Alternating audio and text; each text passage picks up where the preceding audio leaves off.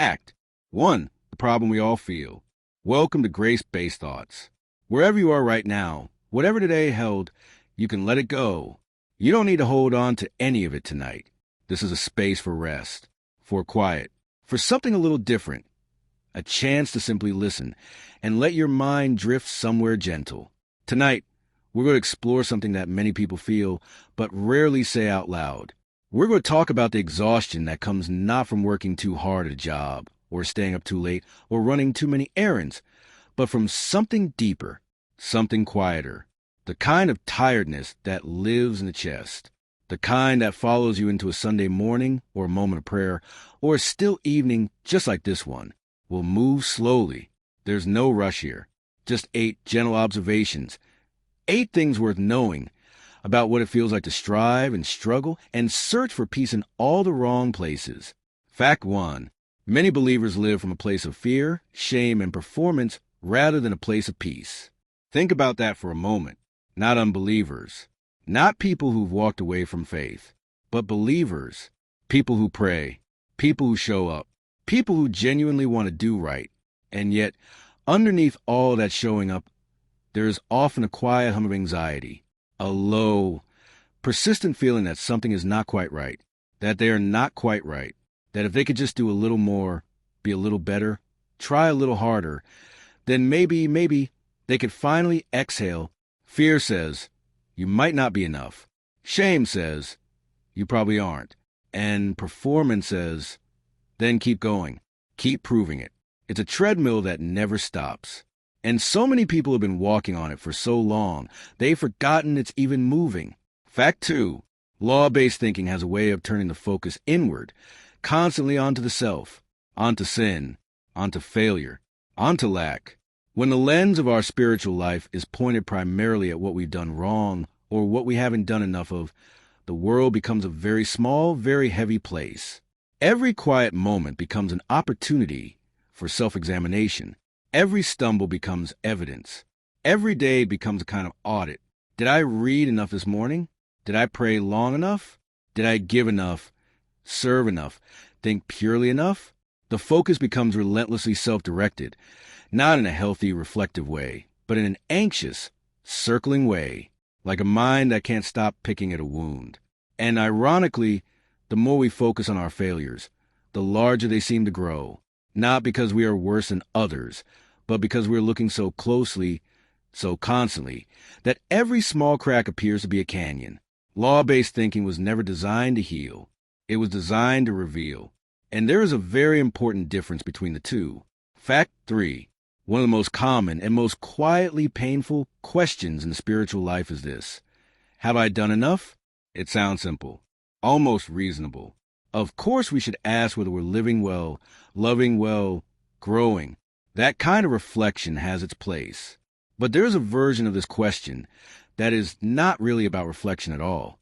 It's about fear. It creeps in at the end of a long day, when the house is quiet and the to-do list is finally still. It whispers at the edge of sleep. Was today enough? Was I enough? And the cruelest part of this question is that it has no satisfying answer. Because no matter what you did today, no matter how much you gave or served or tried, the question will come back tomorrow. And the day after that, it is not a question looking for a yes. It is a question looking to keep you moving, keep you striving, keep you just slightly off balance. Rest feels dangerous when this question is unanswered, and so we rarely truly rest. Fact 4. For many people, spiritual life doesn't feel like freedom. It feels heavy, exhausting, and strangely fragile, like something that could shatter if handled wrong, like a relationship that requires constant maintenance just to stay intact. One bad week, one period of doubt, one season of dryness, and it feels like the whole thing might collapse. This is an exhausting way to live, and it leads to a kind of spiritual fatigue that is hard to explain to people who haven't felt it. It's not the tiredness of a long run where you know you'll recover. It's more like a slow, steady drain, a sense that you are always giving out more than you are taking in, always maintaining, always vigilant. And because this fatigue lives in a part of life that is supposed to be about hope and grace and renewal, it can feel shameful to admit. So people carry it quietly. They smile on Sunday mornings. They nod along. and inside they are running on empty. You are not alone if that resonates. Not even a little bit alone. Fact 5. When we operate from performance mindset, failure doesn't just sting. It sends us into hiding. There's a very old pattern here, as old as the first garden. When things went wrong, the instinct was not to run toward. It was to hide, to cover, to disappear into shadows, and hope not to be found. And we still do this. Not always literally, but emotionally, spiritually. When we stumble, when we lose our temper, when we return to an old habit we thought we'd left behind, the shame is immediate. And shame, by its very nature, pulls us away from connection, away from honesty, away from a very place where healing might actually happen. Self-condemnation feels like accountability. It feels like taking responsibility, but it rarely produces change. More often, it produces paralysis. A person who is convinced they are too far gone stops trying to move at all.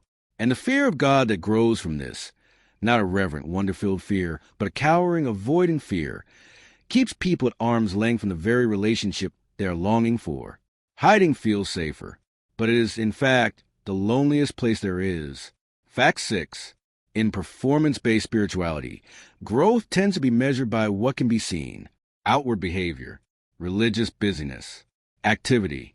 How many times did you attend? How much did you give? How consistent has your quiet time been? These are the metrics. And while none of these things are bad in themselves, community, generosity, stillness are all genuinely good. They become distorted when they become the measure of your standing, of your worth, of whether God is pleased with you today. A person can be extraordinarily busy in religious life and be completely untouched at the heart level. And a person can be quiet, unproductive by external measures, struggling through a dark season, and be experiencing something profound and real in the depths of who they are. But we struggle to honor what we cannot see. We want evidence. We want proof. And so we tally up the visible things and call that growth. It's like trying to measure the health of a tree by counting its leaves without ever checking the roots. Fact 7. Perhaps one of the most painful distortions of performance-based faith is this quiet, unspoken belief that God's love rises and falls with how well we're doing. Good week? God is near. Felt in worship, read the words and they landed, treated people kindly, kept your temper, made good choices. God must be pleased. The relationship feels warm. Bad week? Snapped at someone you love. Skipped the things you said you'd do. Returned to a thought pattern you're ashamed of. Felt nothing in prayer. And slowly, quietly, the sense grows that you've lost some ground, that the warmth has cooled, that God is a little further away than he was last Sunday. This is an exhausting theology to live inside, because it means that your sense of being loved is always conditional, always dependent on your last performance, always one bad day away from feeling abandoned. And it makes the spiritual life feel less like a relationship and more like an ongoing audition. No one can rest in a love they're not sure they still have. Fact 8. And so we try harder. That is a logical response to everything we've just described. If the problem is that we haven't done enough, we do more. If the problem is that we've failed, we resolve to fail less. If the problem is that God feels distant, we generate more spiritual activity and hope that closes a gap. We try harder. And for a little while, it might feel like it's working. There's a kind of comfort in effort, in the sense that at least we're moving, at least we're doing something about it. But then we get tired, or life interrupts, or the effort quietly fades and the old patterns return, and we're back where we started, or somewhere that feels even further behind. The cycle is demoralizing. Try, succeed briefly, fade, fail, feel shame, try again. And the saddest part? The trying itself, when it comes from fear and striving rather than from love and rest, never quite reaches the root of the thing. It manages the surface. It keeps things presentable, but it doesn't heal what's underneath. Something different is needed, not more effort, something else entirely. And that is where we'll leave things for tonight. 8 quiet truths about a very common kind of exhaustion, the kind that lives not in the muscles, but in the soul, the kind that comes from striving and performing and measuring and hiding. If any of what you heard tonight felt familiar, that's okay. More than okay. Recognizing the weight is the first step towards setting it down. For now, though, there is nothing to figure out, nothing to solve, nowhere to be but right here in the quiet, letting your breath slow and your body settle. You are allowed to rest. Let your eyes grow heavy. Let your thoughts drift. Let the stillness hold you. Good night. Act 2. The Great Revelation. Grace changes everything. Welcome back to Grace-Based Thoughts as we continue. If you were here for the first part of this journey, you may still be carrying some of what we explored together. The weight of striving, the exhaustion of performing, the quiet ache of never quite feeling like enough. It's okay if that's still sitting with you. We weren't meant to rush past it. Recognizing something true, even something painful, is worth doing slowly. But tonight, we turn a corner. Tonight is about a different kind of truth. Not the kind that reveals a problem, but the kind that offers something in its place. Something solid. Something that doesn't shift with your mood or your behavior or the quality of your last week. We're going to talk about grace. Not grace as a word you've heard 100 times and quietly tuned out. Not grace as a distant theological concept that lives in books and sermons but never quite makes it into the chest. We're going to talk about grace as a living reality, as a foundation, as perhaps the most quietly revolutionary idea in the history of human thought. 9 gentle truths, each one worth sitting with, each one worth letting settle. Fact 1. Grace-based thinking begins with a single, stunning idea that salvation is a gift, not a reward. We are so accustomed to the logic of reward that this can be genuinely difficult to absorb. In almost every other area of life, good things are earned. You work, you get paid. You study, you pass. You train, you improve. You perform well, you are recognized. The whole structure of human life is built on the idea that what you receive is connected to what you do. And then grace walks in and says, not this, not here, not with this. Salvation, being made right, being welcomed, being loved, being held, is not something you qualified for. It is not something you achieved. It is not waiting at the end of a long enough track record of good behavior. It was offered freely before you had done anything to deserve it, before you even knew to ask. A gift, by definition, is not earned. The moment you start earning it, it stops being a gift and becomes a wage. And what God extends is not a wage. It has never been a wage. That single shift from reward to gift changes everything that comes after it. Fact 2. Grace is not just the entry point of the Christian life. It is the core of it, the whole of it. This is one of the most commonly misunderstood things about faith. Many people understand grace as the door, the thing that lets you in at the beginning, the moment of forgiveness, the starting line. And after that, the thinking goes, you take it from there. You grow through discipline. You mature through effort. You sustain the relationship through faithfulness. Grace got you in. Now it's up to you to stay. But this is not what grace actually teaches. Grace is not the on-ramp to a performance highway. Grace is the road itself. The whole road. From the very first moment to the very last breath. You did not begin in grace and graduate into effort.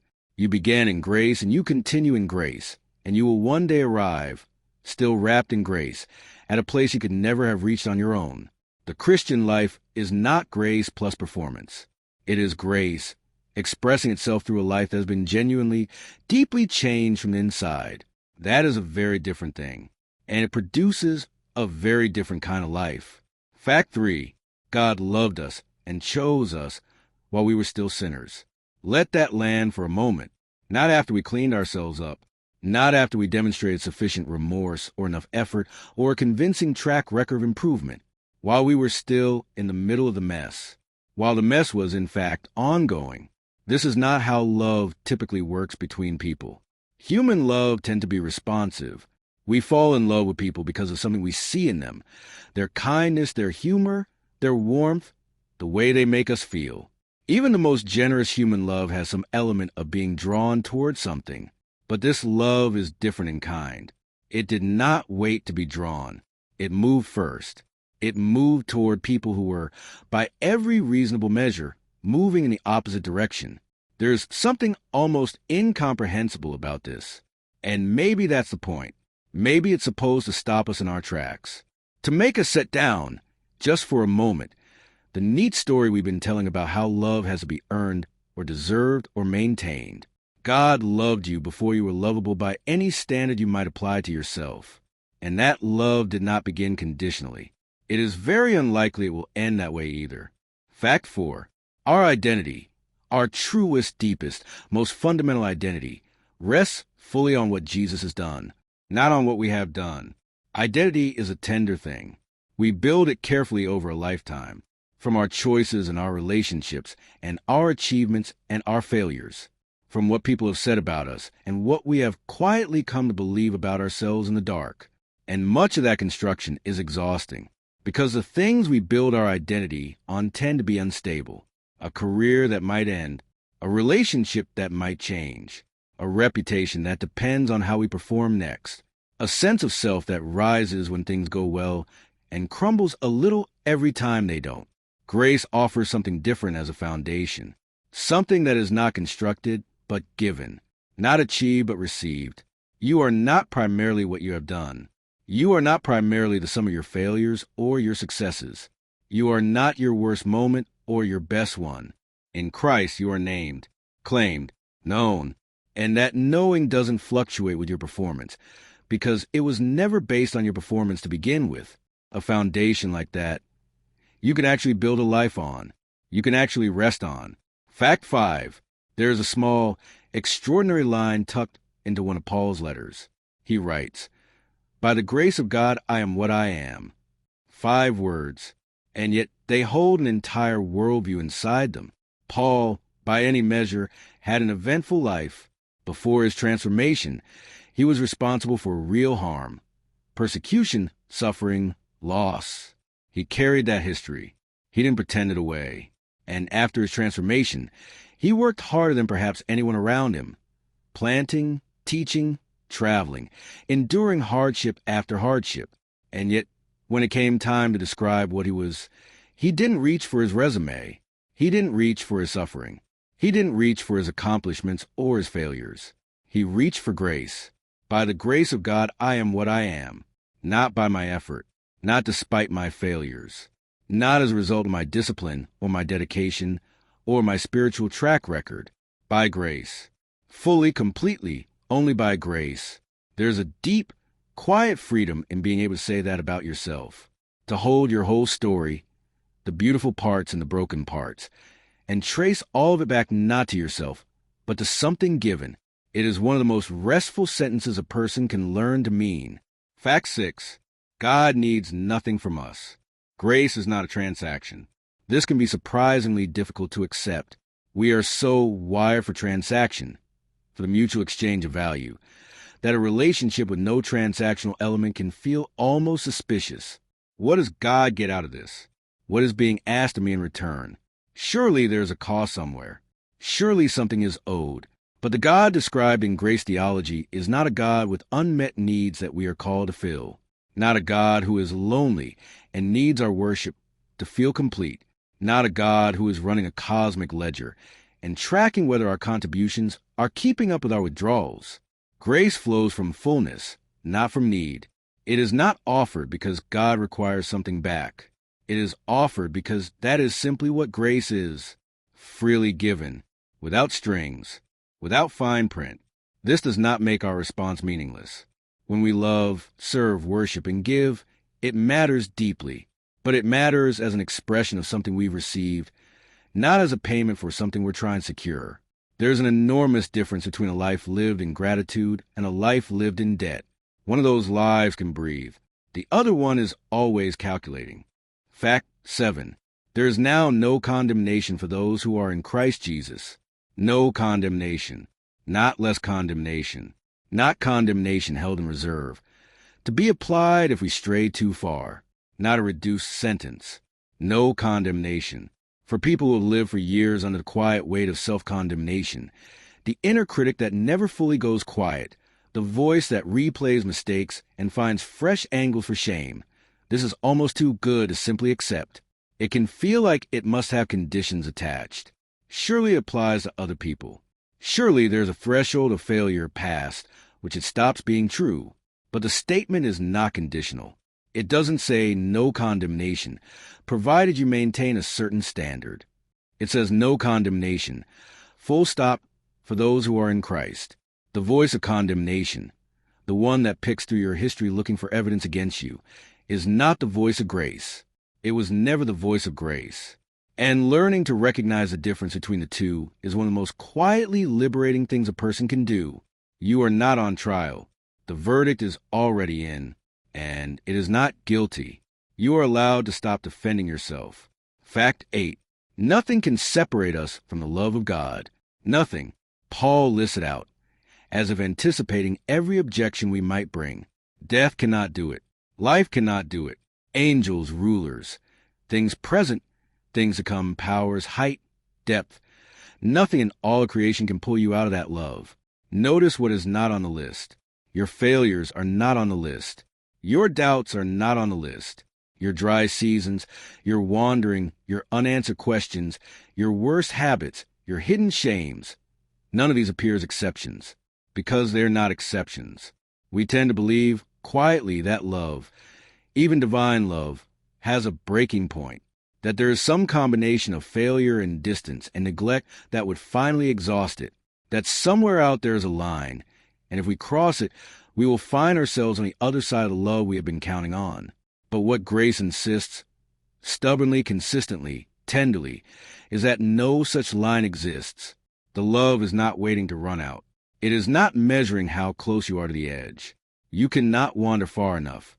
You cannot fail thoroughly enough. You cannot be absent long enough for this love to stop being true. Nothing. The word means exactly what it sounds like. Fact 9. Grace is God's finished work, not our ongoing performance. Finished.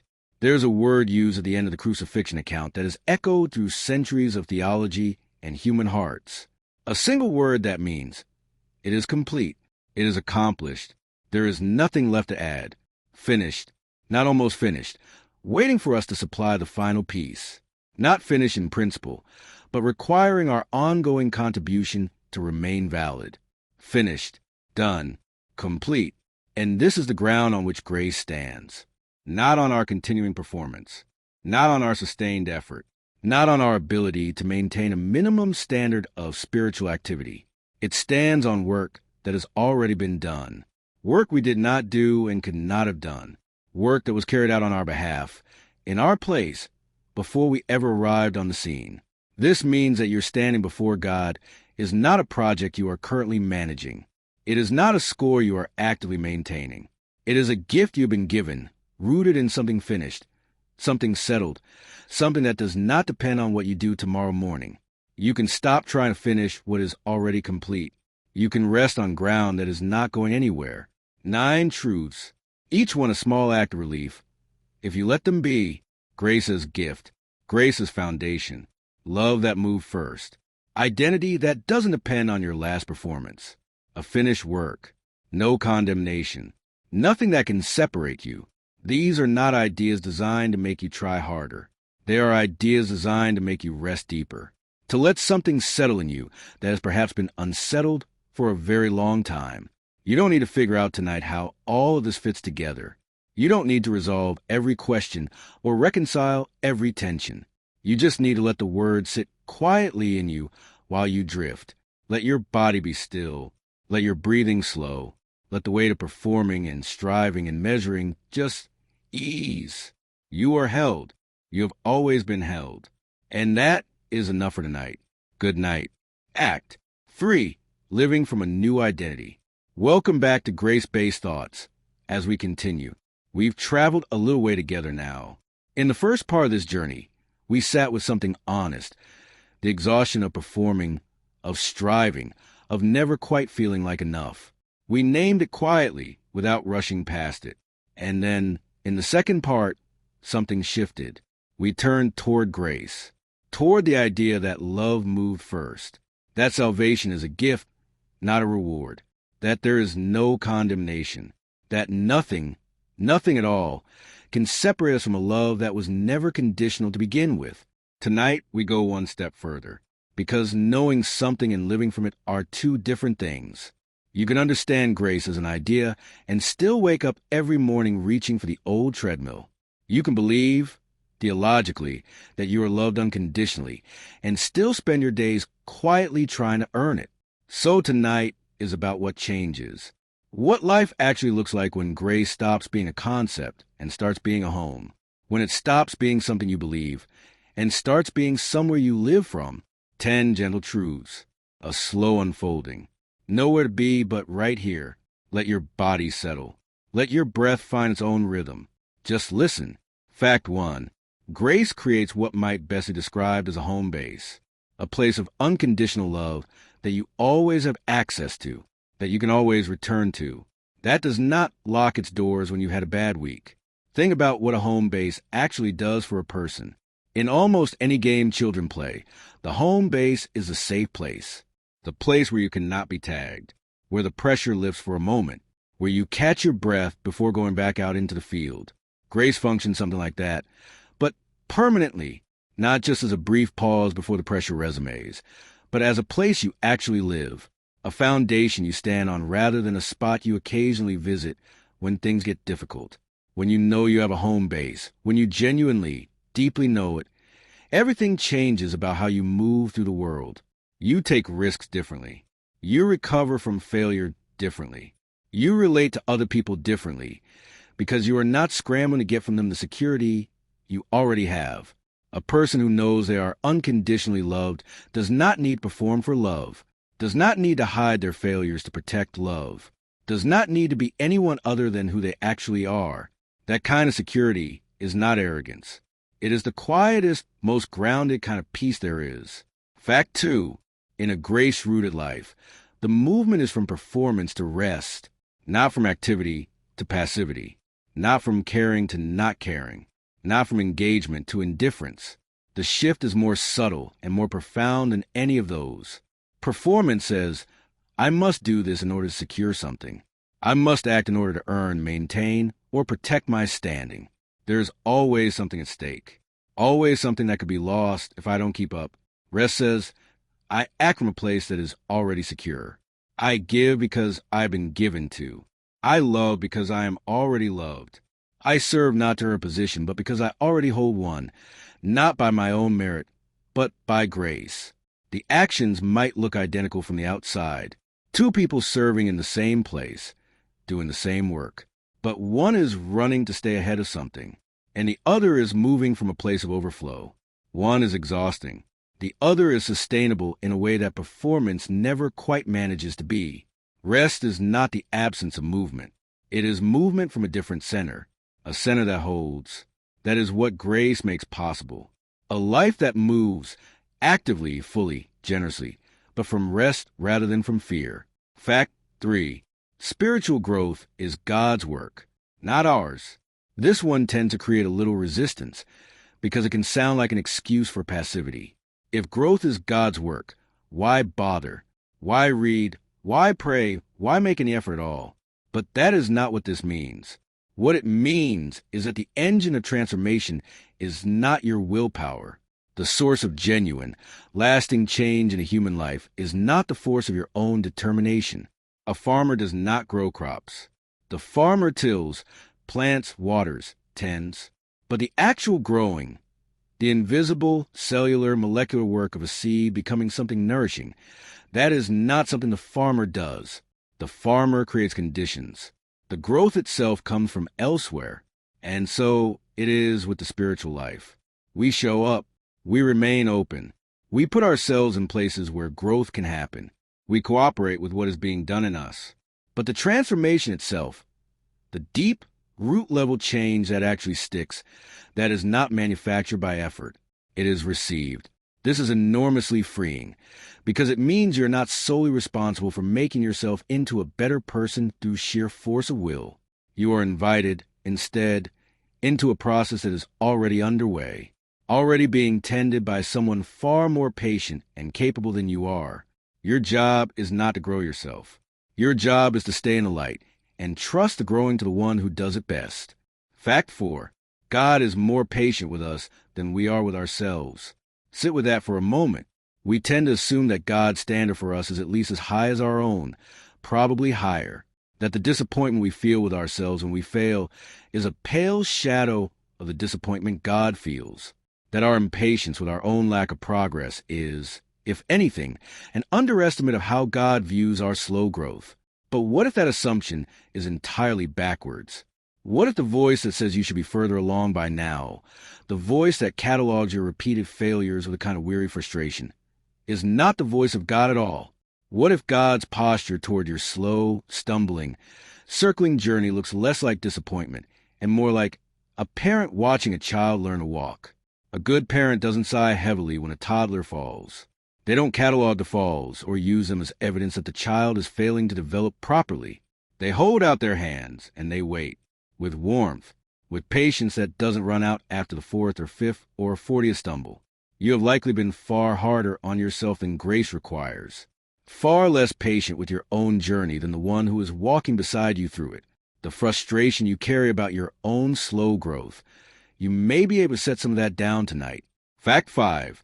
Growth is a journey. And like all real journeys, it has ups and downs. We tend to imagine spiritual growth as a line moving steadily upward. Each day a little better than the last. Each year a little more mature, a little more stable, a little further from the things we struggle with. And when the line dips, when we return to an old pattern or hit a season of flatness or doubt or struggle, we interpret it as failure, as backsliding, as evidence that perhaps we were never growing at all. But this is not how growth actually works. In almost any domain, physical, emotional, intellectual, real growth is not linear. It moves forward in plateaus. It surges and then rests. It sometimes appears to go backward before it goes forward again. A difficult season is not proof that the journey has ended. A period of struggle is not evidence that the growth was never real. Sometimes the hardest stretches of journey are the ones doing the deepest work. The work that doesn't show up on the surface until much later. Grace makes room for the whole journey, not just the upward parts, not just the seasons of clarity and progress and felt closeness. It makes room for the valleys, for the fog, for the long, flat stretches where nothing seems to be happening. Something is always happening, even when you cannot see it. The journey is not over because the road got harder for a while. Fact 6. In grace, weakness is not something to be hidden or overcome through sheer effort. Weakness becomes a place, perhaps the primary place, where God's power shows up. This is counterintuitive in almost every direction. We live in a world that has little patience for weakness, that rewards strength, capability, confidence, and productivity, that quietly asks us to minimize our limitations, compensate for our deficits, and project an image of having it together. And so we bring that same instinct into our spiritual lives. We try to get strong enough on our own before asking for help. We try to manage our weaknesses privately. We present our better selves forward and hope no one looks too closely at the rest. But grace consistently, almost stubbornly, points in a different direction. It suggests that the places where we are emptied of our own sufficiency are precisely the places where something else can come in, that there's a kind of strength that can only be accessed through acknowledged weakness, not weakness as an excuse, not weakness as a permanent identity, but weakness as an honest admission that opens a door that self-sufficiency keeps firmly shut. The cracks in us are not flaws in the design. They are, sometimes, exactly where the light gets in. Your weakness is not disqualifying. It may, in fact, be the beginning of something. Fact 7. When life is rooted in grace, temptation changes. It stops being primarily a test of your willpower and becomes an opportunity to rely on something beyond yourself. In a performance-based framework, temptation is deeply threatening. If you resist, you pass. If you don't, you fail. And failure means something about your standing, your worth, your place on the invisible scorecard. So the stakes feel enormous. And enormous stakes produce either rigid, white-knuckled resistance or collapse followed by shame. Neither of those is particularly healthy, and neither of them is particularly effective over the long term. Grace offers a different relationship with temptation entirely. Not, can I be strong enough to resist this? But rather, this is a moment where I need something I don't have on my own. This is a moment to reach, not to clench. There is a quality of honesty in this that the performance approach never quite allows. When you're trying to prove your strength, you can't simultaneously admit your need. But when your identity doesn't depend on winning every internal battle through sheer force of will, you can be honest about what you're up against. And that honesty is, paradoxically, far more powerful than pretending you don't need help. Temptation in a grace-filled life is not a threat to your identity. It is an invitation to connection. And that changes everything about how you face it. Fact 8. In a grace-rooted life, confession becomes safe, not terrifying. For many people, confession carries enormous weight. The act of naming what you've done wrong, to God, to another person, to yourself, can feel like walking into a courtroom, like presenting evidence against yourself, like inviting judgment. And so people avoid it, not because they don't know they've fallen short. They know, but because the anticipated cost of admission feels too high. Better to manage it quietly, move on quickly, not give it too much air. But when you genuinely understand that there is no condemnation, that the verdict is already in, that nothing you confess will change your fundamental standing or revoke the love you stand in, confession transforms entirely. It stops being a courtroom and becomes something closer to a conversation, a moment of honesty with someone who already knew, who is not surprised, who is not revising their opinion of you based on what you're bringing. Confession in grace is not about managing God's disappointment. It is about being honest in a relationship where honesty is safe, where what is brought into the light doesn't have to be defended or explained or minimized. It just has to be named. And there is an enormous lightness that comes with that kind of honesty, a relief that accumulation and avoidance can never produce. You don't have to carry it quietly anymore. It is safe to put it down. Fact 9. Discipline in a grace-based life is not punishment. It is loving training. The word discipline shares its root with the word disciple. At its core, it means to be shaped, to be formed, to be trained in a particular direction over time. But discipline has collected a lot of darker associations over the years. It has come to feel like correction, like consequence, like something applied from outside because you have failed to maintain the standard from within. In the framework of grace, discipline looks quite different. It is not God's impatience with your slow progress, expressing itself through difficulty. It is not punishment dressed up in spiritual language. It is the attentive, purposeful, loving work of someone who knows exactly what you're capable of becoming, and who cares enough to be involved in the process of getting you there. A skilled coach is not cruel when they push their athlete. A loving parent is not punishing when they hold a boundary. The difficulty in both cases is in service of something. It is oriented toward flourishing. When hard things come, and they do come, grace allows us to hold them differently, not as evidence of abandonment, not as proof that we are being paid back for our failures, but as part of a process being carefully tended by someone who has not lost sight of what we are becoming. The hard stretches are not against you. They are, more often than not, quietly for you. Fact 10. In a grace-filled life, obedience flows from gratitude, not from fear. This is perhaps the most quietly beautiful shift of all. Fear-based obedience does the right thing to avoid consequences. It complies in order to stay safe. It follows the rules because the alternative is punishment. And it produces a life that is, technically, obedient on the outside, while quietly resentful, exhausted, or hollow on the inside. Gratitude-based obedience is something else entirely. It moves not from a place of what might happen if it doesn't, but from a place of having been genuinely, unexpectedly, overwhelmingly given something it didn't earn. When you have been loved freely, when you have truly absorbed the reality that grace came first, that nothing was owed to you and it was given anyway, the natural response is not compliance. It is something more like wonder, and from wonder flows a kind of willingness that no amount of rule enforcement could ever produce. A person who obeys out of fear is always watching the door, wondering when the relationship might turn against them. A person who obeys out of gratitude is not watching any door. They are simply responding, imperfectly, gradually, with many stumbles, to something they've been given. The motivation changes the texture of the whole life. It changes what obedience feels like from the inside. Not a burden carried under threat, but an offering made in response to love. 10 truths. A home base that holds. Rest instead of performance. Growth that is tended, not forced. Patience you perhaps haven't been offering yourself. A journey with room for every season. Weakness as an opening. Temptation as an invitation. Confession as safety. Discipline as love. And obedience as gratitude rather than fear. This is what a life looks like when grace stops being a doctrine and becomes a dwelling place. When it stops being something you know about and starts being somewhere you actually live. You don't have to build this overnight. You don't have to figure out how to get there from here. Not tonight. Tonight. It is enough to simply let these ideas settle quietly into you, to let them do whatever small, slow work they do in the dark. Let your breath slow. Let your shoulders drop. Let whatever you've been holding today begin to ease. You are already home.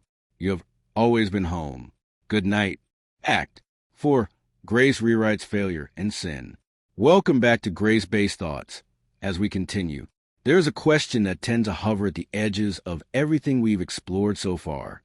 A quiet objection that surfaces whenever grace is described in generous, sweeping terms. The question sounds something like this. But what about when I fail? It is an honest question, perhaps the most honest one. Because grace sounds beautiful in the abstract. Love that doesn't run out, identity that doesn't depend on performance, no condemnation, nothing that can separate us. All of that is true and worth sitting with.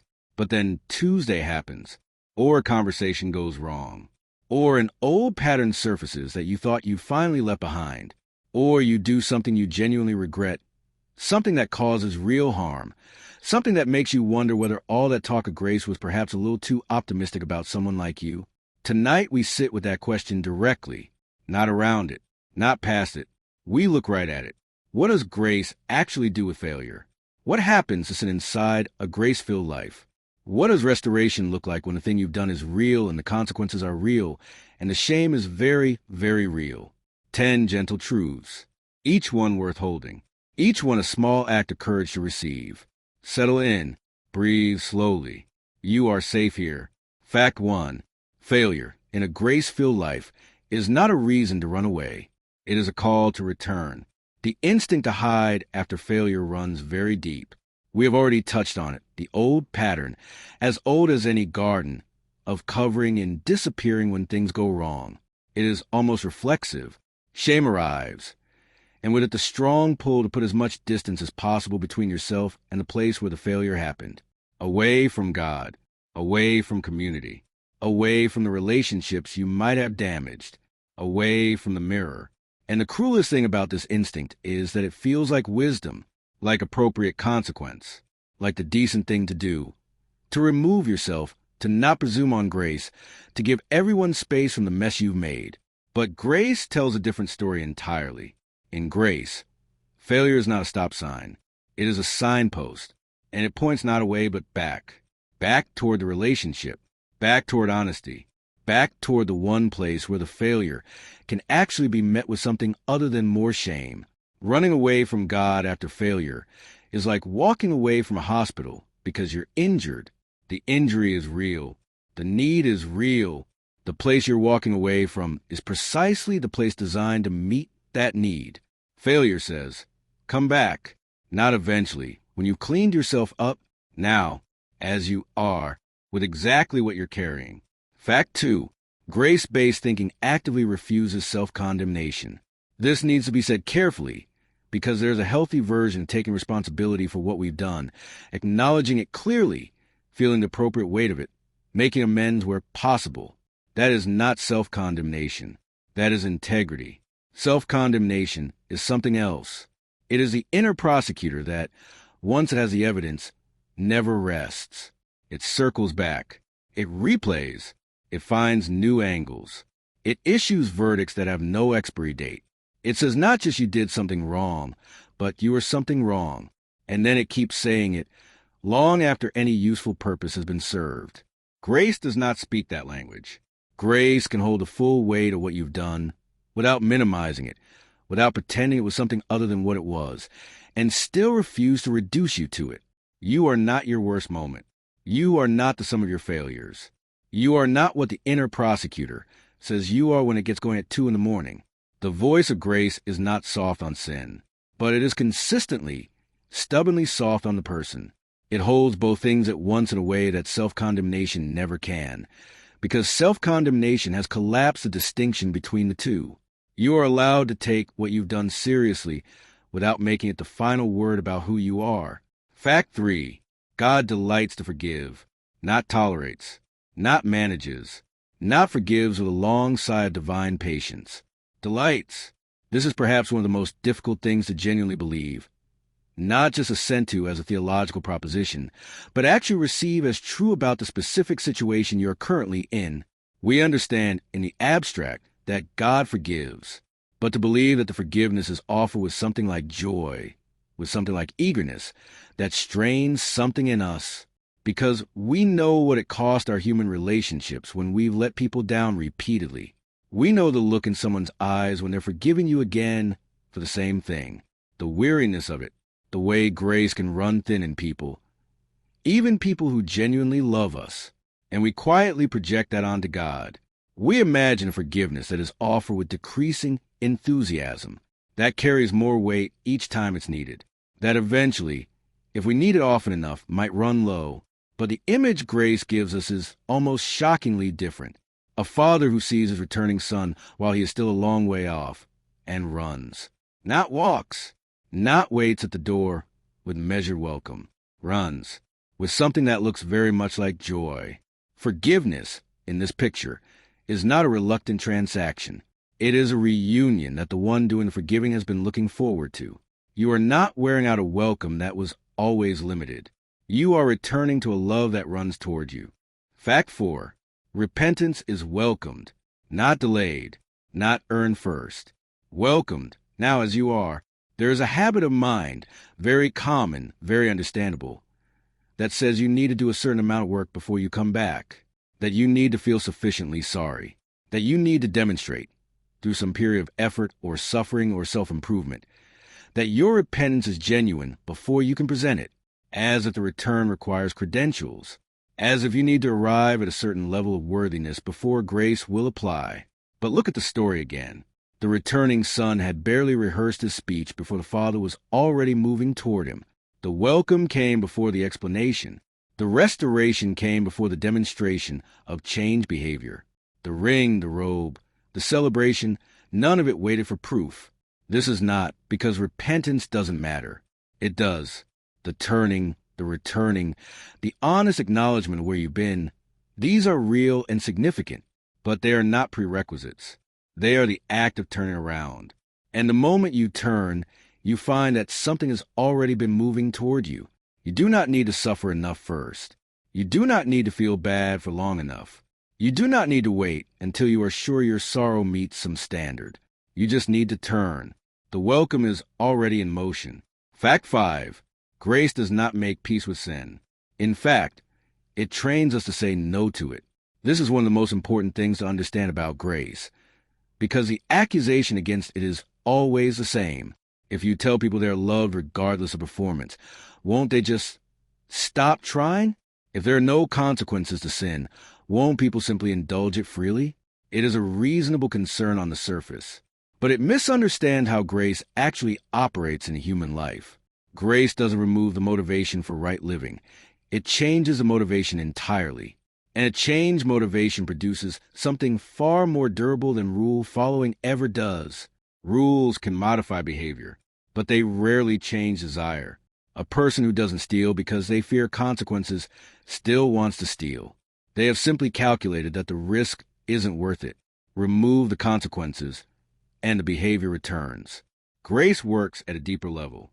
It changes what we want, not all at once, not without struggle, not in a way that eliminates the fight, but gradually from the inside, it reorients the whole person towards something better. And a person who genuinely doesn't want the old thing anymore, who has tasted something real and finds a substitute hollow by comparison, says no to sin from a very different place than fear ever produced. Grace trains, slowly, patiently, from the inside out, and what it trains produces lasts. Fact 6. Under grace, sin loses its dominion. Dominion is a strong word. It means rulership. authority, the power to govern and direct. And there's a kindness in that does function like a ruler, not just as a behavior you occasionally engage in, but as something that has genuine power over you, that shapes your choices, that pulls you back repeatedly even when you resolve to go a different direction. That feels, at times, less like a choice and more like compulsion. The promise of grace is not that sin becomes less appealing through effort. It is that something has been settled at a level deep in behavior that changes the fundamental power dynamic. Sin still knocks. It still presents itself. But it does not rule. This is not a promise that struggle disappears. The struggle is real and ongoing for most people, and pretending otherwise is not honest. But there's a difference between struggling against something and being owned by it, a difference between a fight and a foregone conclusion. Grace plants a flag in the territory of your life and says, "This ground is spoken for." The old ruler has no jurisdiction here, even if it occasionally shows up at the border and tries to bluff its way back in. You are not its subject anymore. That is not something you achieved. It is something that has been declared over you. Fact 7. God works even in the struggle, even in the failing, even in the messy, nonlinear, frustrating middle of a pattern that hasn't broken yet. We tend to divide our lives into the productive parts and the wasted parts. The seasons of growth and the seasons of failure. The times we were moving forward and the times we were stuck or sliding back. And we assume that God is present and active in the first kind and mostly absent from the second. But this is not what grace teaches. Grace teaches that there is no season of your life, however dark, however repetitive, however embarrassing, in which the work has simply stopped, in which you have been set aside until you get your act together. Some of the deepest formation happens in the struggles. Some of the most significant work goes on beneath the surface, precisely in the seasons that feel most stuck. The humility that emerges from a repeated failure you couldn't fix yourself. The compassion that grows in people who have known their own weakness intimately. The dependence that develops when self-sufficiency has been thoroughly exhausted. None of that is waste. All of it is material. None of it is outside the reach of a God who specializes in working with exactly what is, rather than waiting for something more promising. The struggle is not a pause in the story. It may, in fact, be one of its most important chapters.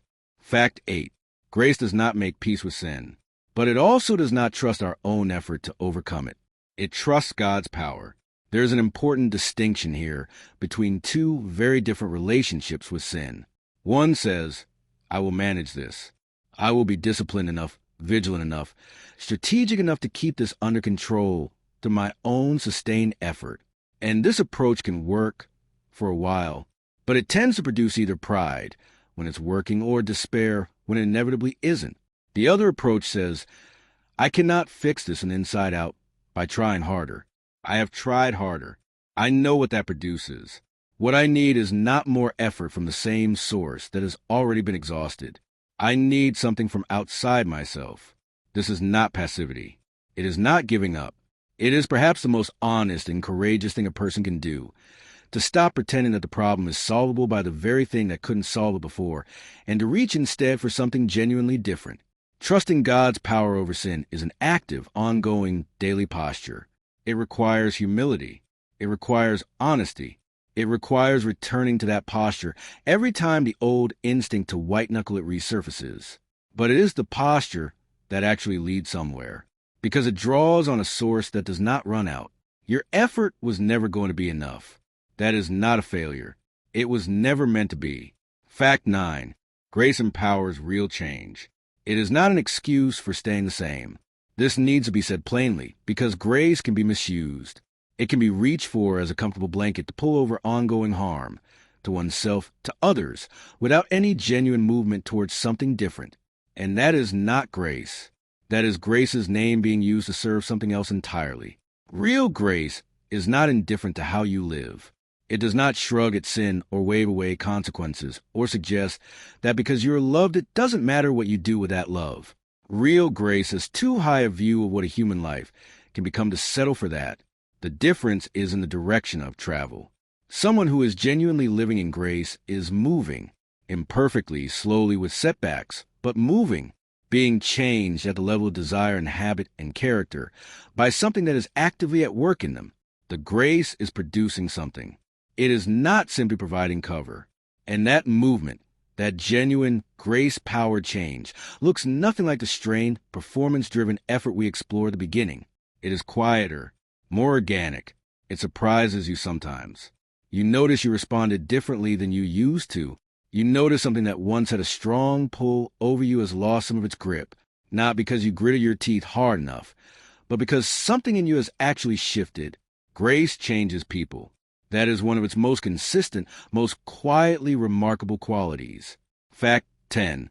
Even after real consequences, after things are broken, after damage has been done, after the cost has been fully paid, grace still offers a clean slate. This may be the hardest one to receive, because some failures have consequences that don't go away, relationships that don't fully repair, trust that takes years to rebuild or never fully does, doors that closed and didn't reopen, a version of your life that you lost and cannot get back. These are real. Grace does not pretend they aren't. But there's a difference between living with consequences and being defined by them, between the effects of failure following you forward into the future and the failure itself becoming your permanent identity, your ceiling, the thing that determines what is still possible for you. Grace insists that it is not the final word, that the story is not over simply because a chapter ended badly, that what you are capable of, what you can still become, what is still available to you, none of that is determined solely by your worst moments. A clean slate does not mean the past didn't happen. It means the past does not own the future. It means that when you look forward, you are not looking through the permanent filter of what you got wrong. You're looking at open ground, offered again, still available. Grace has a very long memory for love, and a very short one for settling scores. Whatever you are carrying from your past tonight, whatever you've been quietly convinced makes your future smaller, grace says otherwise. The slate is clean. It has been clean for longer than you know. 10 truths about failure and what grace does with it. Failure is a call to return, not run. Refusing self-condemnation. A God who delights to forgive. Repentance that is welcomed without credentials. Grace that trains rather than excuses. Sin that loses its dominion. Work happening even in the struggle. Power that comes from outside our exhausted effort. Change that is real.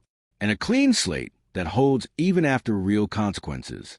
This is what grace does with the worst of it.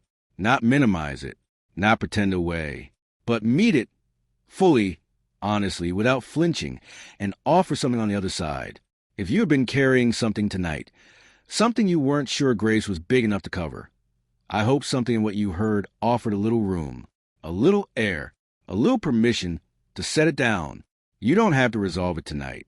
You don't have to figure out exactly what it means or what comes next. You just have to let yourself rest in the knowledge that it has already been met, that you are already held. Let your breathing slow. Let your body grow heavy. Let the quiet do what quiet does best. You are not what you've done. You are not what was done to you. You are not the sum of your failures or the ceiling of your worst moment. You are loved, cleanly, completely, without remainder. Have a good night. Act 5. Grace in Relationships. Welcome back to Grace-Based Thoughts as we continue. So far on this journey, most of what we've explored has been deeply personal. The exhaustion of performing, the gift of grace, what it looks like to live from a new identity, what grace does with failure and sin.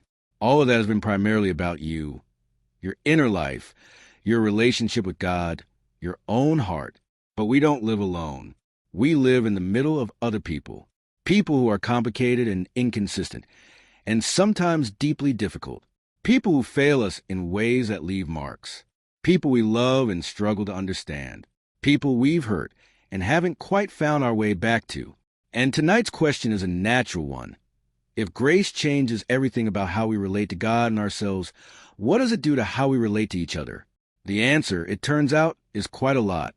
Because grace is not only something we receive, it is something we carry. Something that, once it has genuinely taken root in a person, begins to change the way they see everyone around them, the way they hold conflict, the way they respond to failure, not just their own, but the failure of others. the way they build communities and families and friendships. 10 gentle truths about grace in the company of other people. Settle in. Let your breath slow. There is nothing to do tonight but listen. Fact 1. Grace shapes forgiveness into a lifestyle, not an occasional grand gesture, but quiet, daily way of moving through the world. We tend to think of forgiveness as something reserved for significant events, the big betrayals, the serious wrongs, the moments that clearly cross a line and require a formal act of letting go. And forgiveness in those moments is real and necessary, and often very hard. But grace suggests that forgiveness was never meant to be only that. It was meant to become something more like a posture, a default orientation toward the people around you, the small frictions of daily life, the thoughtless comment, the forgotten commitment, the way someone managed to find exactly the wrong thing to say at exactly the wrong moment. These accumulate quietly, and without a grace-shaped posture, they accumulate into something heavy, a residue of minor grievances that, over time, changes the quality of every relationship it touches. A person who has genuinely absorbed how much of themselves have been forgiven, not just in theory, but in the felt reality of it, finds that forgiveness begins to flow a little more naturally, not effortlessly, not without cost, but from a different place than someone who is still keeping careful score. It becomes less an event and more of a rhythm, something you return to as naturally as breathing, something that, over years, shapes the whole texture of your relationships into something far softer and more durable than grievance ever produces. A life of grace is a life of forgiveness, not because it asks nothing of you, but because it keeps pointing you back to what you yourself have received. Fact 2. Grace moves us away from superiority and toward compassion in how we approach other people. Superiority is a subtle thing. It rarely announces itself openly. It doesn't often say, plainly, I am better than this person. It tends to disguise itself as discernment, as standards, as righteous concern for the way things ought to be. But underneath a lot of judgment of others is a quiet comparison, a measuring of them against a standard, and a finding that they come up short, and a positioning of ourselves on a far side of that gap, better informed, more disciplined, further along, less susceptible to whatever it is they are struggling with. Grace has a way of dismantling this, because the person who has genuinely reckoned with their own need, who has looked clearly at what they required and what they were given, finds it very difficult to maintain a posture of superiority for long. You cannot simultaneously hold the awareness of how much you have been given and look down on someone else for needing the same thing. Compassion is what happens when superiority steps aside. It is not pity, which looks down. It is not indifference, which looks away. It is a seeing of another person's struggle from a place of genuine recognition, of knowing at some level what it is to be in need. Grace has been in that place with you, and it did not look down. It met you there. The people around you deserve the same quality of gaze. Fact 3. One of the most powerful anchors for grace in relationships is memory. Specifically, the ongoing practice of remembering how much we ourselves have been forgiven. Memory is selected by nature. We remember our own failures with certain private softness. We know the context. We know the pressures we were under. We know the things that made it complicated. And we remember the failures of others with a clarity that context doesn't always soften. Grace asks us to hold both with the same generous attention, to bring to other people's failures the same contextual understanding we instinctively bring to our own, to remember, before we harden toward someone, what it felt like to be in a moment we're not proud of and to be met with more grace than we deserved. There's a parable about a servant who was forgiven an enormous, unpayable debt, and then turned around and demanded immediate repayment of a tiny one owed to him. The story is almost uncomfortable to read because the behavior is so clearly absurd, so disproportionate, so unable to connect what it just received with what it is now withholding. And yet, we do this more often than we like to admit. We receive grace lavishly and extend it carefully. We absorb forgiveness freely and offer with conditions. Memory is the corrective, the regular, honest returning to the awareness of what has been done for us, not as guilt, but as perspective. When we remember clearly what we've been given, the arithmetic of other people's debts begins to look very different. Fact 4. Grace heals relationships. Not always quickly. Not always completely, but over time, in ways that nothing else quite manages. Damaged relationships have a particular kind of weight to them. The history sits there between people. The thing that was said, the trust that was broken, the wound that never fully closed. And navigating around it takes energy. The conversation that stays in safe zones. The warmth that never quite returns to what it was. The permanent slight adjustment in how you hold yourself around someone who has hurt you or whom you have hurt. Grace doesn't erase that history. It doesn't pretend the wound wasn't real or that the break didn't happen. But it offers something that allows movement toward healing even when the history remains. It offers the willingness to try again, to not let the last hard chapter be the final one, to hold the door open, not naively, not without wisdom about what is safe, but genuinely open to the possibility that the story between two people is not over simply because a part of it went wrong. Healing in relationships rarely happens in a single moment. It tends to happen in small, repeated choices. The choice to reach out when pride says don't. The choice to stay present when distance would be easier. The choice to bring what is true and difficult into the open rather than letting it calcify in the silence. Grace makes those choices possible. Not easy, but possible. And over time, possible choices repeated become something that looks, eventually, like healing. Fact 5. Grace inclines us, when we can, to assume the best about other people. This is not the same as being naive. It is not ignoring evidence or refusing to see patterns, or declining to protect yourself when protection is genuinely needed. Wisdom and trust are not the same thing, and grace does not ask you to be careless with either. But they're the habit of mind, very common, very human, that reaches for the least charitable interpretation first, that fills in the gaps in someone's behavior with unflattering assumptions, that interprets silence as hostility, or a missed message as indifference, or an awkward comment as intentional unkindness. Most of the time, when we do this, we are wrong. Most of the time, the silence is just a busy day. The missed message is a distracted morning. The awkward comment was careless rather than cruel. And the story we told ourselves about it, the one that had us as the wrong party in someone else's drama, was something we constructed entirely from our own anxiety. Grace suggests a different first move. One that gives people the benefit of whatever doubt is available, that holds judgment loosely until there is real evidence, that approaches other people with the same generous interpretation we hope they're applying to us on our own difficult days. Most people are doing their best with what they have. Most people are carrying more than they're showing. Most people deserve a little more credit than our most suspicious reading of them allows. Assuming the best costs very little. And it creates the kind of space where people can actually become their best, because someone believed they already were. Fact 6. Grace makes us resistant to gossip and harsh judgment, not through moral effort, but through a changed perspective. Gossip is a strange social habit. On the surface, it looks like connection, two people sharing information, discussing the third party who isn't in the room.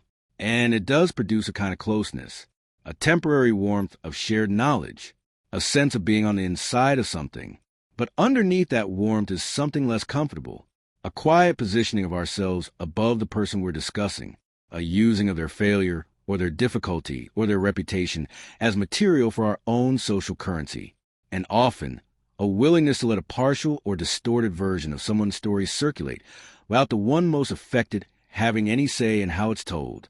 Grace makes this harder to do wholeheartedly, because grace has a strong instinct for the dignity of the person who isn't in the room, for their right to their own story, told in their own time, in their own words, for the awareness that what we are holding up to scrutiny is a real human being with a full interior life, not a character in a cautionary tale.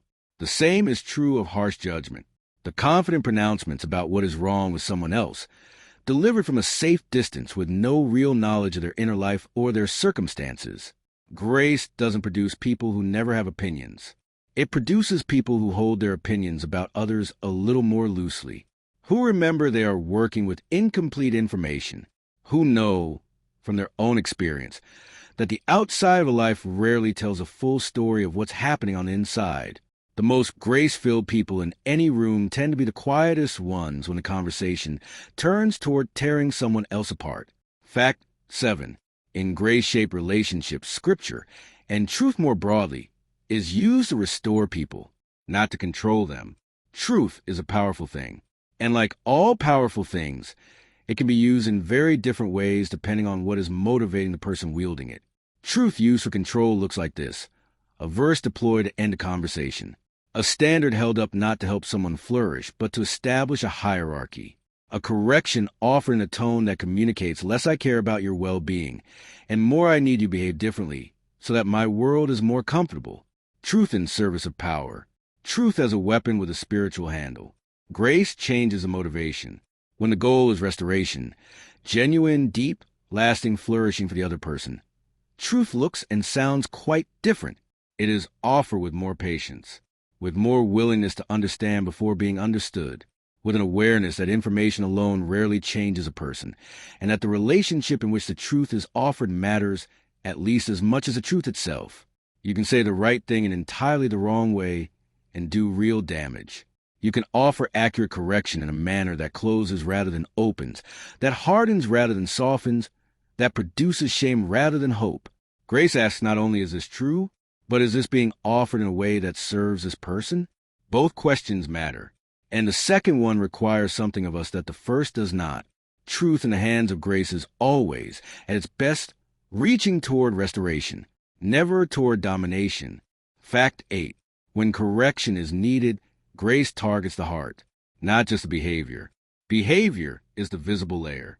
It is a thing we can point to, describe, and measure. And behavior does matter.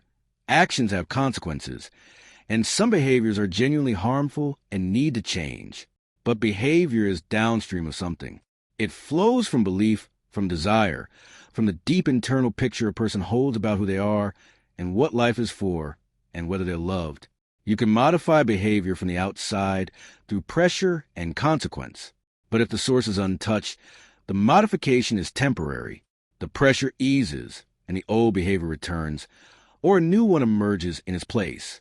Grace-shaped correction is interested in the source. It asks not just what you're doing, but what do you believe that makes this feel like a reasonable choice? It is curious about the internal landscape before it reaches for the corrective tool. This takes considerably more time and patience than behavior modification. It requires genuine relationship. It requires the kind of trust that takes years to build and can be lost in a single heavy-handed moment. It requires being willing to sit with someone in the slow, uncertain process of real change rather than simply managing the surface presentation. But the change it produces when it works is the durable kind. Not compliance under observation, but genuine transformation from within, the kind that holds even when no one is watching. Grace is always more interested in who you are becoming than in how you're currently presenting. Fact 9. In parenting and leadership, grace consistently points people toward a savior rather than toward the parent or leader themselves. This is a subtle but enormously significant distinction. There's a kind of parenting and a kind of leadership that, even with good intentions, becomes primarily about the authority figure, their rules, their standards, their approval, their disappointment, their vision for what the people in their care should become. And the people shaped by this kind of authority can become very skilled at navigating that particular person's expectations. But they are not necessarily learning to navigate life. They are learning to manage their relationship with one authority. And when that authority is no longer present, when a child grows up, when the leader moves on, the foundation produced can prove surprisingly thin. Grace-shaped parenting and leadership look different. They are still authoritative, still clear about truth and boundaries and what flourishing looks like, but they are always consistently turning people towards something beyond themselves, using their own imperfection as material, acknowledging that they too need grace, that they too are works in progress, that the standard they're pointing toward is not something they themselves have perfectly achieved. The goal is not dependence on the parent or leader. It is a development in the person being led of their own genuine, internalized relationship with the source of all grace. The most grace-filled leaders make themselves progressively unnecessary, and they consider that a success. The goal was never to be the center. It was always to point toward one. Fact 10. When grace fully takes root in the community, the church stops functioning like a club and begins functioning like a hospital. A club has membership requirements. standards for entry, an implicit, sometimes explicit, code of who belongs and who doesn't, a culture shaped around maintaining the quality and reputation of the group, and the underlying message to people who don't quite fit is clear, even when no one says it directly. You need to sort yourself out before you'll really belong here. A hospital operates on an entirely different logic. People arrive at hospitals precisely because something is wrong. The worse their condition, the more urgently they belong there. No one at a hospital turns away a patient for being too sick. No one requires proof of health as a precondition for receiving care. A grace-filled community has the logic of a hospital. It is a place where the broken, the struggling, the addicted, the doubting, the ashamed, the exhausted are not tolerated despite their condition, but welcome because of their need. Where the admission of weakness is not disqualifying, but is, in fact, the very thing that brings you to the right place.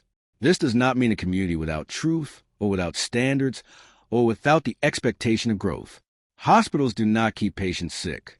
They work toward health, but they start where the patient actually is, not where they wish the patient were. The most grace-filled communities in the world are the ones where people can walk and carry the thing they've been most ashamed of and find, instead of judgment, a room full of people who have needed the same kind of care. That is what grace builds when it is genuinely allowed to build something, not a showcase, a shelter. 10 truths about grace in the company of other people. Forgiveness as a lifestyle. Compassion instead of superiority. The anchor of remembering what we've been given. Healing that happens slowly and is worth pursuing. Assuming the best when we can. Resisting the pull of gossip and harsh judgment. Truth offered in service of restoration. Correction that reaches for the heart. Leadership that points beyond itself.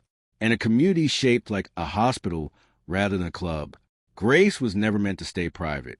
It was never meant to be only a transaction between a person and God, tucked quietly away in the interior life, leaving everything else unchanged. It was always meant to move outward, to change not just how we see ourselves, but how we see everyone we encounter, to soften the edges of our judgment and widen the circle of our compassion, and make us the kind of people that other people, especially broken, struggling, ashamed people, can actually draw near to. Think, as you drift toward sleep, of the people in your life, the ones who are easy to love and the ones who are considerably harder, the relationships that carry warmth and the ones that carry weight. And consider, gently, what it might look like to bring just a little more of what you received into those spaces. Not perfectly, not all at once, just a little more. Grace has been extraordinarily patient with you. The people around you might be quietly hoping for the same. Let that thought settle softly. Let your body grow still. Let the quiet of this moment hold whatever it needs to hold. Good night. Act 6. Grace's divine power. Welcome back to Grace-Based Thoughts. We have covered a great deal of ground together on this journey. We have sat with exhaustion and named it honestly. We have turned toward grace and let it redefine the foundation. We have explored what it looks like to live from a new identity, in our own hearts, in our failures, and in our relationships with other people. Tonight, we address something that might still be quietly unresolved for some of us, because there's a version of grace that, if we are not careful, can begin to feel a little passive, a little soft around the edges. Grace is comfort. Grace is forgiveness. Grace is the warm reassurance that you are loved regardless of performance. All of that is true and worth receiving deeply, but it can leave a question hovering. If grace does so much of the work, what does that mean for the actual living of a life? For the effort, the discipline, the showing up? Is grace something that simply holds us while we drift? A beautiful cushion against the hardness of things? Tonight's answer is a firm and quiet no, because grace is not only comfort. Grace is power. Real, active, available, sufficient power for the actual demands of an actual life. Not a substitute for living, but the very thing that makes genuine, sustained, fruitful living possible. 10 truths about grace as divine ability, as the engine underneath everything. Settle in. Breathe slowly. Let your body be still. Fact 1. Grace is not weakness. It is divine ability. The word grace in the New Testament carries, in its original language, a meaning that we often miss in translation. It is not merely warmth or favor or kindness, though it includes all of those. It also carries a sense of enabling power, of capacity that is given rather than generated, of being equipped for something beyond what your natural resources alone could sustain. We have inherited, in much of our thinking, an image of grace as something gentle and yielding, something that soothes and comforts and forgives. And again, all of that is real. But the grace described in Scripture is also the thing that enabled a tent maker to plant churches across an empire, that sustained a man through shipwrecks and imprisonments and beatings and years of uncertainty, that produced, in ordinary, flawed, limited people, a quality of love and endurance and courage that they themselves consistently attributed not to their own character, but to something working in and through them. Grace is not what you fall back on when your strength runs out. Grace is the strength, the real strength, the kind that doesn't depend on your energy levels or your circumstances or the quality of your last night's sleep. Receiving grace is not an act of weakness. It is the most practically powerful thing a person can do. The life available through grace is not smaller than the life available through self-effort. It is immeasurably larger. Fact 2. God supplies what we need for good works. The resources for a life well lived are not something we manufacture. They are something we receive. There's a line tucked quietly into one of Paul's letters that is easy to read past. He writes that God is able to make all grace abound toward us, so that in all things, at all times, having all that we need, we will abound in every good work. Read that again slowly, in the unhurried pace of a night like this.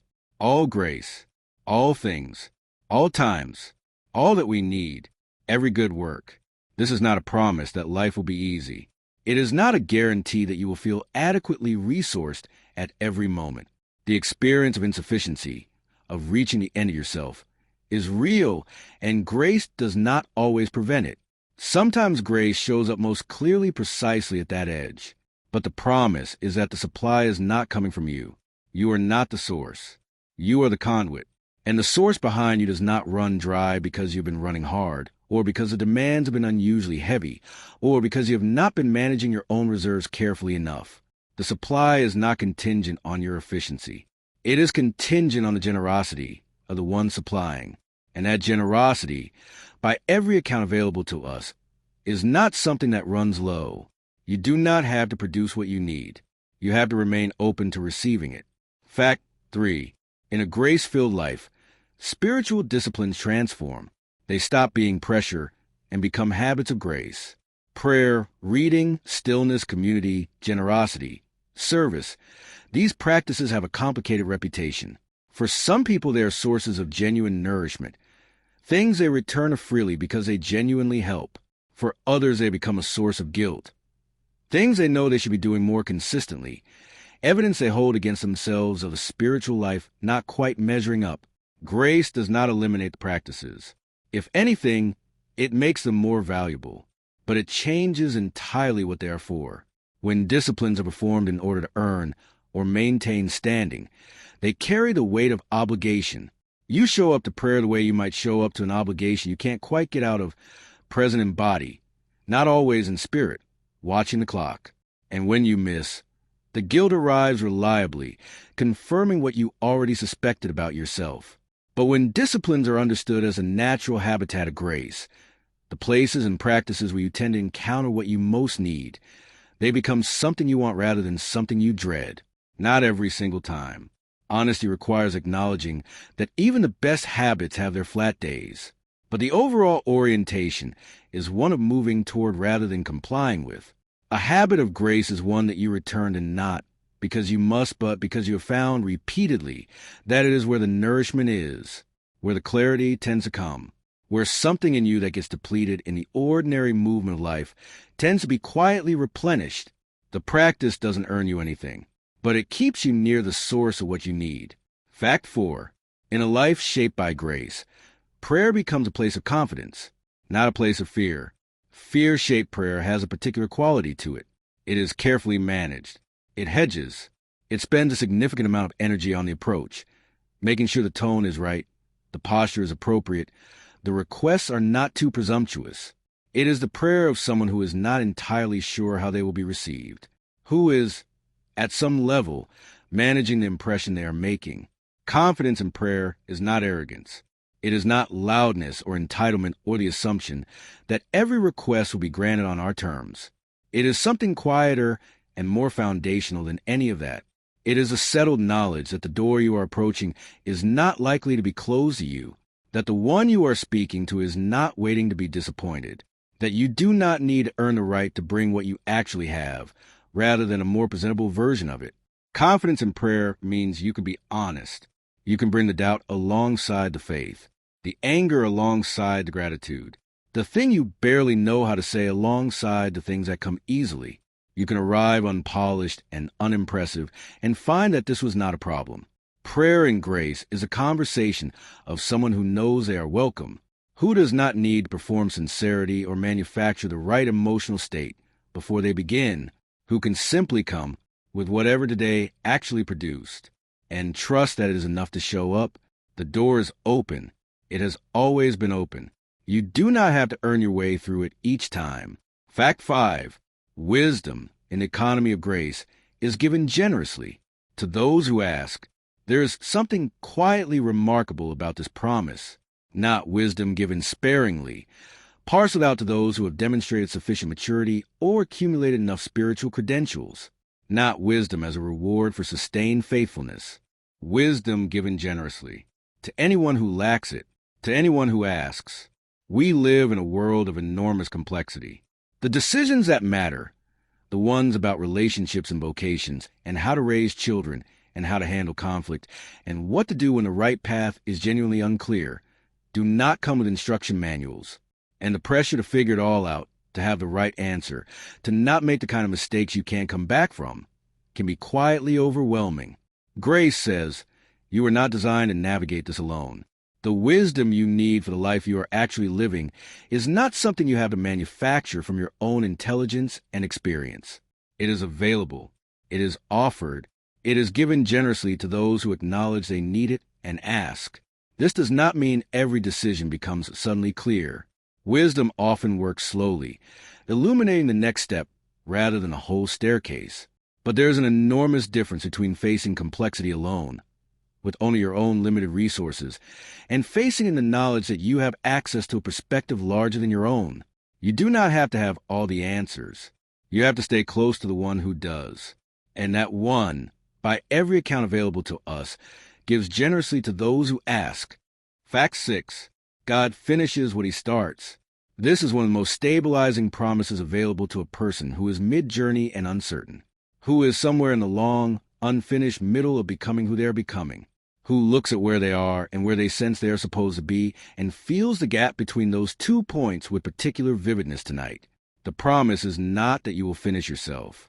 It is not that if you work hard enough and stay consistent enough, you will eventually arrive at the completed version of who you are supposed to become. The promise is that the one who began something in you is faithful to complete it. This has a very practical implication. It means that your formation is not entirely your project.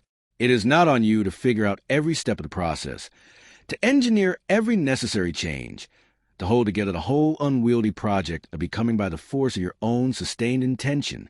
The one doing completing is not distracted, is not overwhelmed by the complexity of what needs to happen in you, is not discouraged by how long it is taking or how many times the same territory has had to be covered. You are not an abandoned project. You are an ongoing one.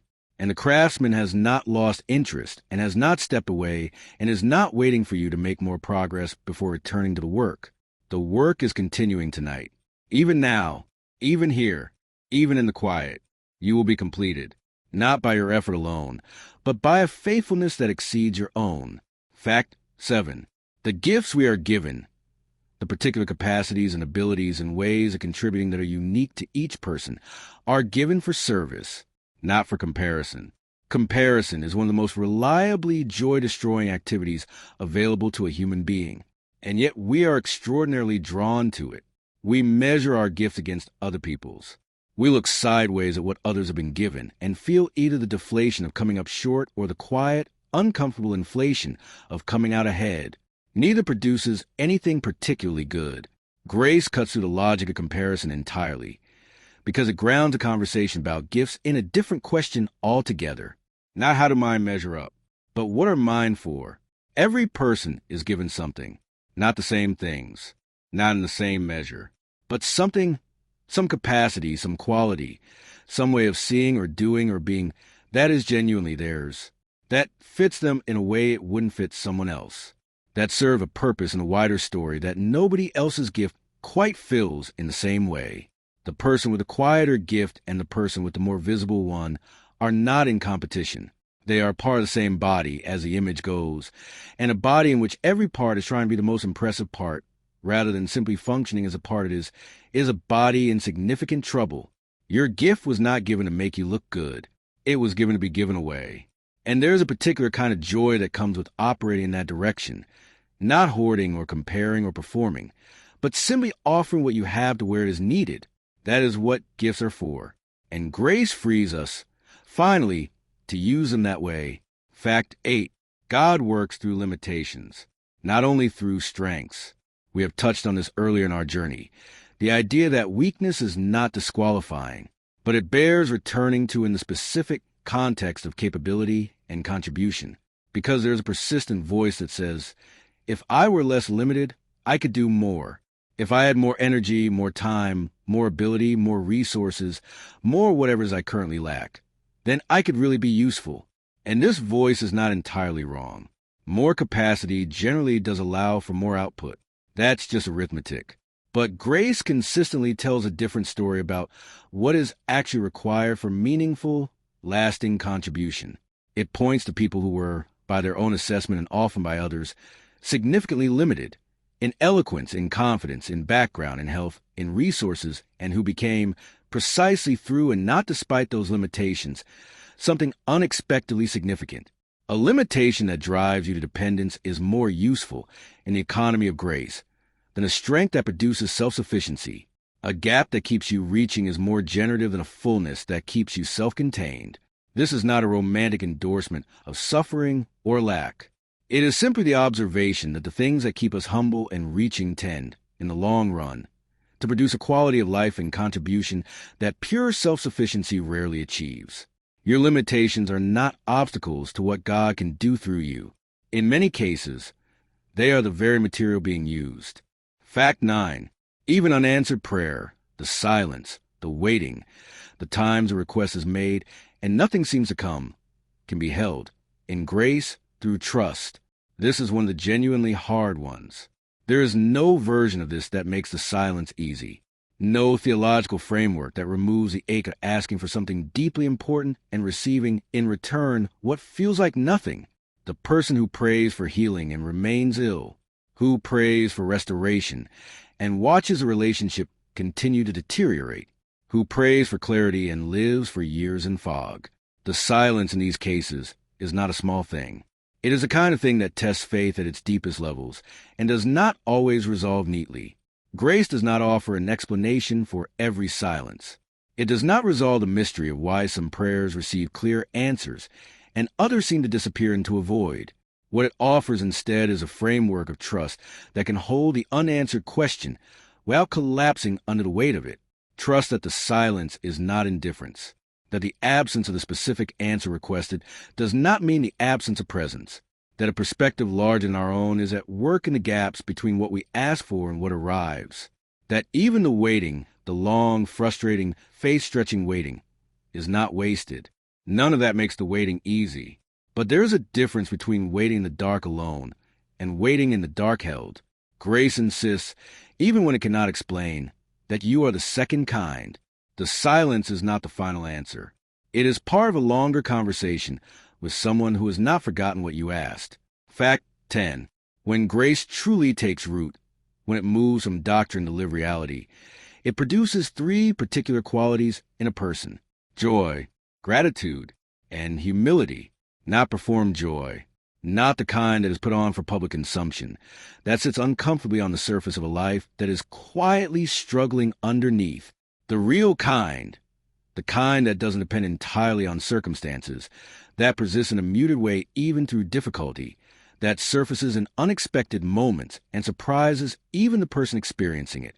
Gratitude that is not manufactured through discipline, but that arises naturally from the awareness of what has been given, that looks at the ordinary texture of a day, the light coming through a window, a conversation that landed well, the simple fact of being held and known and not alone, and finds it, against all reasonable expectation, to be enough, more than enough, and humility, not to perform kind, the false smallness that draws attention to itself, the real kind, the quiet, settled, unpretentious awareness that what you are and what you have and what you've done that was worth doing, none of it is entirely your own doing, that you have been given far more than you generated, that the story of your life, read honestly, has grace written through it in ways you are still discovering.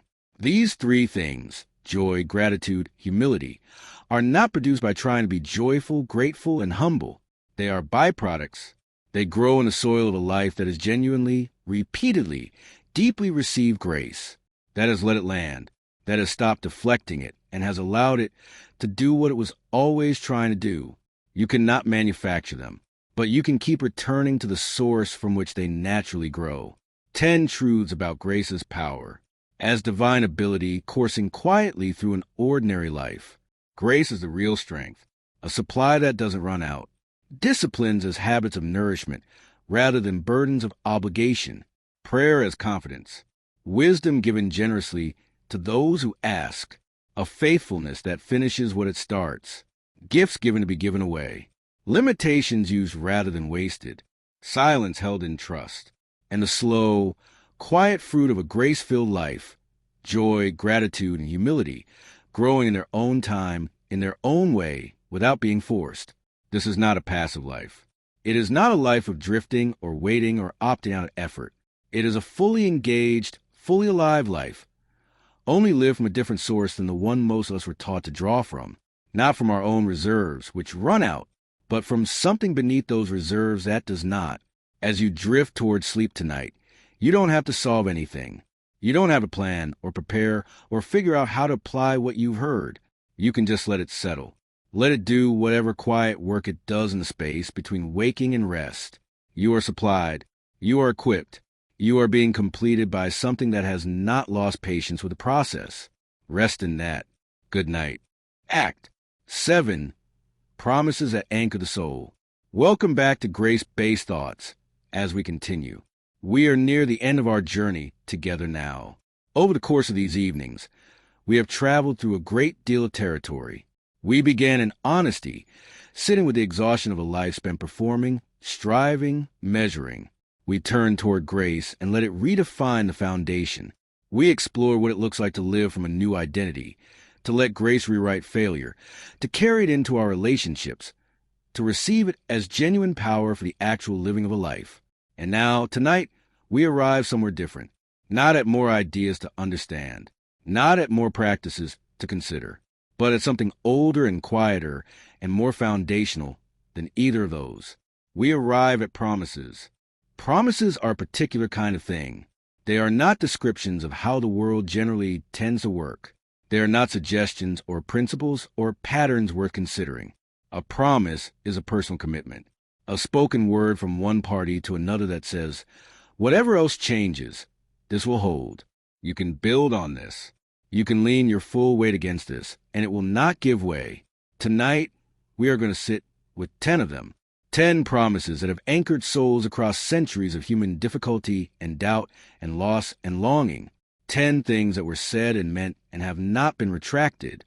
You don't need to analyze them tonight. You don't need to figure out how they apply to your specific situation. You can simply receive them. Let them land. Let them do what promises do when they are genuinely believed, which is to make the ground under your feet a little more solid, a little less likely to shift when the weight of things presses down. 10 gentle promises for a quiet night, for a soul that needs something to hold on to. Settle deeply. Let your breath slow all the way down. Let your body be completely still. Fact 1. Grace is sufficient. Sufficient. Not almost enough. Not enough if you supplement it correctly. Not enough for people whose needs are modest and manageable. Sufficient for you, for this, for whatever it is you are carrying tonight that feels like too much. The promise comes from a specific moment. A man asking repeatedly and urgently for something painful be removed. A real request from a real person in real difficulty. Not a vague spiritual exercise, but a genuine, pressing, specific need. And the answer that came was not the removal of the difficulty. It was this: my grace is sufficient for you. Sufficient for the thing that isn't being removed. Sufficient for the situation that isn't resolving the way you asked. Sufficient not as a consolation prize, but as a genuine provision, a real and adequate supply for a real and pressing need. There is something almost audacious about this promise. It does not promise ease. It does not promise the removal of what is hard. It promises something that is, in the end, more useful. The assurance that what is available to you in the hardness is equal to the hardness itself. That you will not be left facing something for which no adequate resource exists. Whatever you are facing tonight, however large it feels in the dark, in the quiet, when there is nothing left to distract you from the full weight of it, grace is sufficient for it. That is not a platitude. It is a promise, and it is held for a very long time. Fact 2. Mercies are new every morning, not occasionally, not after a certain number of responsible days, not after you have demonstrated that you learned something from yesterday. Every morning, without exception, the supply resets. This is one of the most practically comforting promises available to a person who lives with the awareness of their own inconsistency. Who knows, from long personal experience, that yesterday's resolution does not always survive contact with today, that the version of yourself who felt clear and settled and determined at the end of one day can feel remarkably distant from the version who wakes up the next morning tired and uncertain, and perhaps not very different from where you started. Mercy does not carry yesterday's ledger into today. It does not arrive in the morning with a running total of what is owed, what remains unresolved, what must be addressed before the new day's supply is released. It simply arrives, fresh, equal to today's particular needs without reference to the accumulated weight of previous ones. There is a rhythm in this that is worth letting sink in every night. However the day went, the slate moves toward morning, and every morning, before you have done anything to deserve it, before you have even properly woken up, the mercy is already there. Whatever today was, however it went, however far it fell from what you hoped it would be, it does not determine what tomorrow morning brings with it. The morning is coming, and it will not arrive empty. Fact 3. God is near to the brokenhearted. Near, not distant and sympathetic, not watching from a safe remove with benevolent concern. Near. The brokenhearted are not, in the logic of the world, the most impressive company. Brokenheartedness is messy and inconvenient, and often difficult to be around for extended periods. It doesn't resolve on a schedule. It doesn't respond reliably to the usual interventions. It has a way of persisting past the point where the people around you have run out of the right things to say and quietly hope you will start to move on. And into that specific, tender, unimpressive situation, the grace of this promise places nearness. Not a promise that the heartbreak will be quickly resolved. Not a promise that the loss will soon be replaced or the wound soon closed, but a promise of company, of presence, of the specific quality of not being alone that matters most precisely when you are most aware of what is broken. If you are carrying something broken tonight, a relationship, a hope, a version of the future that didn't survive contact with reality, a grief that has not yet found its edges, this promise is for you specifically, not for people who have their hearts more together, for the brokenhearted, for exactly the condition you are in. You are not too broken for nearness. You are, if anything, precisely in a condition that draws it closest. You are not alone in this. You have never been alone in this. Fact 4. God supplies all our needs. All. It is a word that doesn't leave much room for exception. This promise tends to raise questions because the honest experience of many people includes genuine need that does not appear to be met in any obvious way. Real material need, real relational need, real need for healing or clarity or relief that does not arrive on a schedule or in the form requested. And the gap between the promise and the experience can feel, in certain seasons, very wide. Grace does not require us to pretend that gap isn't real. It does not ask us to paper over honest difficulty with confident theological assertions. The difficulty is real. The waiting is real. The need is real. But the promise holds something important even inside that gap. It insists that the category of need Genuine, actual need as distinct from preference or desire is not something you will ultimately be left without. That the one who made this promise is both aware of what you actually need and committed to its provision in ways and timings and forms that may not always match what you picture when you asked. The provision is not always immediate. It is not always what we expected. It is sometimes the thing we didn't know we needed more than the thing we were sure we did. But the promise is not that your wants will all be satisfied. It is that your needs, the real ones, the deep ones, will be met by supply that does not run short. You will have what you need. Not always when you want it, but you will have it. Fact 5. God is for us. 4. Such a small word for such a large thing. We spend a great deal of energy, consciously and not, trying to assess the disposition of the people and forces in our lives. Are they for us or against us? Are they on our side or not? The uncertainty of this, not knowing whether someone who holds power over some part of your life is fundamentally in your corner, produces a particular kind of low-level anxiety that is very difficult to live inside for long. And we bring that same uncertainty, often, into our relationship with God. Is God for me? Specifically, today, given what I've been doing and not doing and thinking and failing at, is the net disposition toward me one of support or one of opposition? The promise answers this without qualification. Not God is for you when you're performing well. Not God is for the version of you that you're trying to become. God is for you, the actual you, the current you, the you that showed up tonight with everything you brought. If God is for us, the logic that follows is staggering in its implications. Who or what could stand against us in any ultimate sense? What difficulty could finally undo us? What accusation could stick permanently? What failure could be beyond recovery?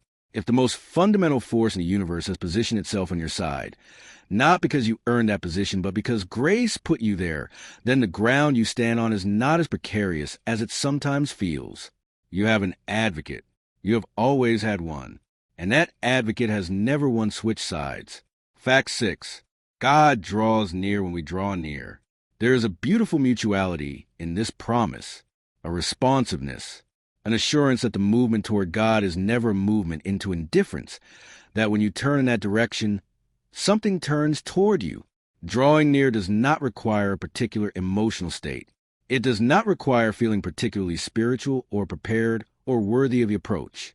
Drawing near can look like a weary, wordless sitting, like showing up to prayer without anything particularly coherent to say, like opening something you haven't opened in a while, not because you feel ready, but because something in you knows you need to be in that vicinity.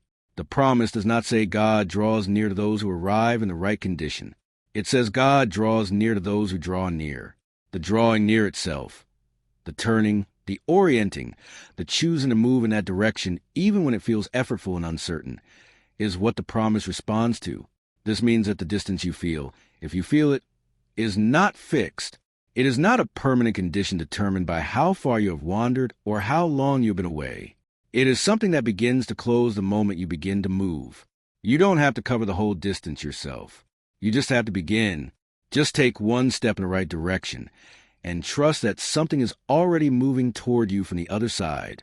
The distance is never as absolute as it feels, and it never closes in only one direction. Fact 7. God restores, and God strengthens. Restoration is a word that carries a specific kind of hope, not just repair, though repair is part of it, not just returning to a prior state, because sometimes the prior state was itself part of the problem. Restoration in its fullest sense means bringing something to the condition it was always meant to be in, making whole what was broken, making right what was wrong, not settling for functional, when flourishing was the original intention. The things in your life that feel beyond restoration, the relationships, the seasons, the parts of yourself that have been damaged by time or choice or circumstance, are not beyond the reach of a promise like this. Not because restoration is guaranteed to look exactly as we picture it, but because the one who makes this promise does not share our limited imagination for what is possible. And alongside restoration comes strengthening. The word in its original sense carries the image of setting something firmly in place, of making stable what was unstable, of providing the kind of undergirding that allows something to bear weight it previously could not. You may feel tonight like something in you is unstable. like the foundations are less solid than they should be, like you are less capable of bearing what life is currently asking you to bear than you would like to be. The promise is that this is not the final condition, that restoration is underway and strengthening is available, that what feels fragile tonight is being attended to by someone with both the intention and the ability to make a hold. You're being restored. Even now, even in the quiet of this moment. Fact 8. God renews our strength. There is an image attached to this promise that is worth sitting with. Those who wait, who hope, who remain oriented toward the source of renewal even when renewal has not yet arrived, will renew their strength. They will rise up. They will run and not grow weary. They will walk and not faint. Notice the order. Rising up comes before running. Running comes before walking. The most dramatic image, soaring, rising, mounting up, is listed first. And the most ordinary one, simply walking, simply continuing to put one foot in front of the other without collapsing, is listed last.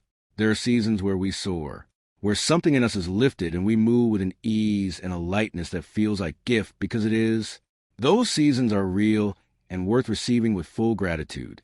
And there are other seasons where running feels ambitious, where the goal is simply to keep walking, to not faint, to continue putting one foot in front of the other through a stretch of life that is long and flat and not particularly inspiring, trusting that the road eventually turns. The promise covers both, the soaring and the walking, the extraordinary seasons and the very ordinary ones, the days when you feel renewed and the days when renewal feels far away, but you keep moving anyway. Renewal is coming. It takes different forms in different seasons, but the promise has never limited itself to only the dramatic kind. Keep walking. The strength for the next step will be there when you need it. Fact 9. God guards our hearts and minds with a peace that passes understanding. Passes understanding. Not a peace that makes sense given the circumstances. Not a peace that arrives because the circumstances have finally resolved in your favor. A peace that surpasses the capacity of the mind to fully account for or explain. This is a kind of peace that people who have known real difficulty sometimes describe in ways that confuse those who haven't. The person facing something genuinely frightening who is somehow not consumed by fear. The person in the middle of great uncertainty who has access, underneath the uncertainty, to a stillness that the uncertainty cannot fully reach. The person who by all external measures should be undone, but is somehow held together. This peace is described as a guard, something that stands at the door of the heart and the mind, not something that removes every anxious thought before it arrives. The thoughts still come, but something that prevents them from taking up permanent residence. That keeps them from becoming the foundation on which the whole interior life is built. You cannot manufacture this peace through effort or discipline or correct thinking. You cannot talk yourself into it or meditate your way to it as a permanent condition. It is given. It is guarded. It arrives in response to a particular posture, bringing what you carry into the presence of the one who made this promise, and leaving it there, not solving it, not resolving it, just bringing it, and trusting the guard to stand watch over what you cannot protect yourself. Your heart is being guarded tonight, even while you sleep, even in the dark. The peace is already here if you let yourself receive it. Fact 10. Grace upon grace.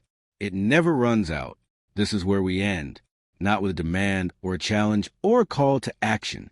With this, grace upon grace. The images of waves arriving at a shore, one after another. Before the first has fully receded, the next is already coming. Not a single, finite gift that must be carefully rationed. Not a reservoir that depletes with use. Wave upon wave upon wave. Everything we have explored on this journey. The new identity, the freedom from condemnation, the love that moves first, the finished work, the sufficient power, the promises that hold. All of it flows from a source that has never once run low, has never once surveyed the ongoing need of a broken and striving humanity, and concluded that the supply might not be equal to the demand. Grace met you at the beginning of your story, before you were aware of it, before you had done anything to qualify for or disqualify yourself from it.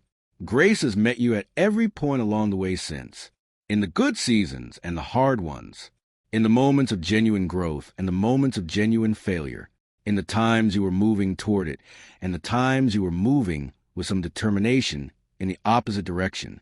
And grace will meet you at every point still to come. Every morning that arrives with new mercy. Every moment of stumbling that is met with the invitation to return. Every ache of insufficiency that is met with a supply from outside yourself. Every dark night that eventually gives way to a morning. It does not run out. It has not been running out. It is not in danger of running out. Wave after wave after wave. Already on its way before the last one has fully arrived. Grace upon grace. 10 promises. Ancient and unretracted. Given and meant and still holding. Grace that is sufficient. Mercy that is new every morning. Nearness for the brokenhearted. Supply for every need. A God who is for you. Nearness that responds to nearness. Restoration and strengthening. Renewed strength for every season. A peace that guards what you cannot protect yourself. And grace upon grace that never, ever runs out. These are not ideas to figure out tonight. They are not puzzles to solve or doctrines to master. They are simply words that were meant, said to real people in real difficulty by someone who knew exactly what they were promising and has never once found reason to walk it back. You can lean your full weight on these tonight. You don't have to hold yourself up. You don't have to keep watch. You don't have to stay alert to make sure everything holds together while you're not paying attention. It holds. All of it holds. Without your help, without your vigilance, without your needing to understand exactly how. Let your body be completely heavy now. Let your breath come and go without any effort at all. Let the quiet of this moment be exactly what it is, a space held open for you, safe, attended, full of a grace that arrived before you did and will still be here when you wake. You are loved. You are held. You are supplied with everything you need for whatever tomorrow brings. And tonight, you can simply rest in that. Good night. Act 8. The ending. A new way to live. Welcome back to Grace-Based Thoughts as we continue. You made it. However this journey found you, whether you have been with us from the very beginning or whether tonight is your first night here, you made it to the end, and that is worth acknowledging quietly without fanfare. Before we begin, we started in a familiar place, the exhaustion of striving, the weight of performing, the quiet, persistent ache of never quite feeling like enough. We named it honestly, without rushing past it, because some things deserve to be named before they can be set down. And then we turned toward grace, toward a foundation that doesn't shift, toward an identity rooted not in what we have done, but in what has been done for us. We let grace rewrite failure and carry itself into our relationships and reveal itself as genuine power for the actual living of a life. And last time, we rested in promises, ancient and unretracted, sufficient for every need. Tonight, we arrive at the final destination, not a new set of ideas to absorb, not more content to process, but a picture, a quiet, unhurried picture of what a life looks like when everything we've explored has been genuinely received, when grace has moved from something you know about to something you actually live from. This is the life grace makes possible. And it is available to you, not eventually, not when you have figured everything out. Now, as you are, from exactly where you are sitting tonight. 11 gentle truths, a slow, final unfolding, and then rest. Let your body grow heavy. Let your breath find its own rhythm. Let the quiet hold you all the way to the end. Fact 1. In a grace-shaped life, Jesus becomes central in every story, including yours. We are natural self-narrators. The story we tell about our own lives tend to have us at the center, the protagonist making choices, bearing consequences, growing or failing to grow, driving the plot forward or failing to drive in the right direction. And even in our spiritual lives, this habit of narration persists. The story becomes about our effort, our faith, our discipline, our stumbling, our progress, or lack of it. Grace gently, persistently relocates the center, not because you don't matter, not because your choices and your growth and your story are insignificant, but because the most important thing happening in your story is not what you are doing. It is what is being done in you, through you, for you, by someone whose presence in the narrative changes the meaning of every other element. When Jesus becomes central, really central, not just theologically acknowledged, but genuinely, practically at the heart of how you interpret what is happening to you. Everything else shifts. Failure is no longer the final word because the story doesn't end there. Weakness is no longer disqualifying because the central character works through weakness. Uncertainty is no longer terrifying because the one at the center of the story knows exactly where it is going. Your story is not primarily about you. It is about what grace is doing in someone like you. And that is, if you can receive it, an enormous relief. You don't have to carry the whole narrative. The most important part of it was never yours to carry. Fact 2. In a grace-shaped life, growth is measured not by perfection, but by dependence. This inverts almost everything we were taught about what progress looks like. Progress, in the conventional story, looks like increasing self-sufficiency. You know more. You need less help. You are more disciplined. You rely less on external support. You are more mature. You have fewer rough edges that require others to work around. Growth is a journey from needing a lot to needing less. But grace tells a different story about what a maturing life looks like. The further along the journey, the more clearly a person sees their own need, the more deeply they have received grace, the more genuinely they acknowledge how much they require it. The most spiritually mature people tend not to be those who have arrived at a point of impressive self-sufficiency. They tend to be people of remarkable, undefensive, completely unashamed dependence. They are not weaker than those around them. They are, in fact, often the most capable and fruitful people in any room. But they carry their capability lightly, without clutching it, knowing with great clarity that what they have was given rather than generated. If your measure of your own progress has been how much less you need grace than you used to, you may have been measuring the wrong thing. The right measure is how honestly and willingly and without embarrassment you continue to receive it. More dependent, not less. That is the direction of genuine growth. Fact 3. We live loved, not try and become lovable. Say that again slowly, in the quiet of your own mind. Loved. Already. Now. Not as a destination you are working toward. Not as a status you will achieve once you have addressed enough of the things you know are wrong with you. Not as something waiting on the other side of sufficient improvement. Loved. Present tense. Active. Unconditional. Already yours before you did anything to earn it, and not contingent on your sustained effort to maintain it.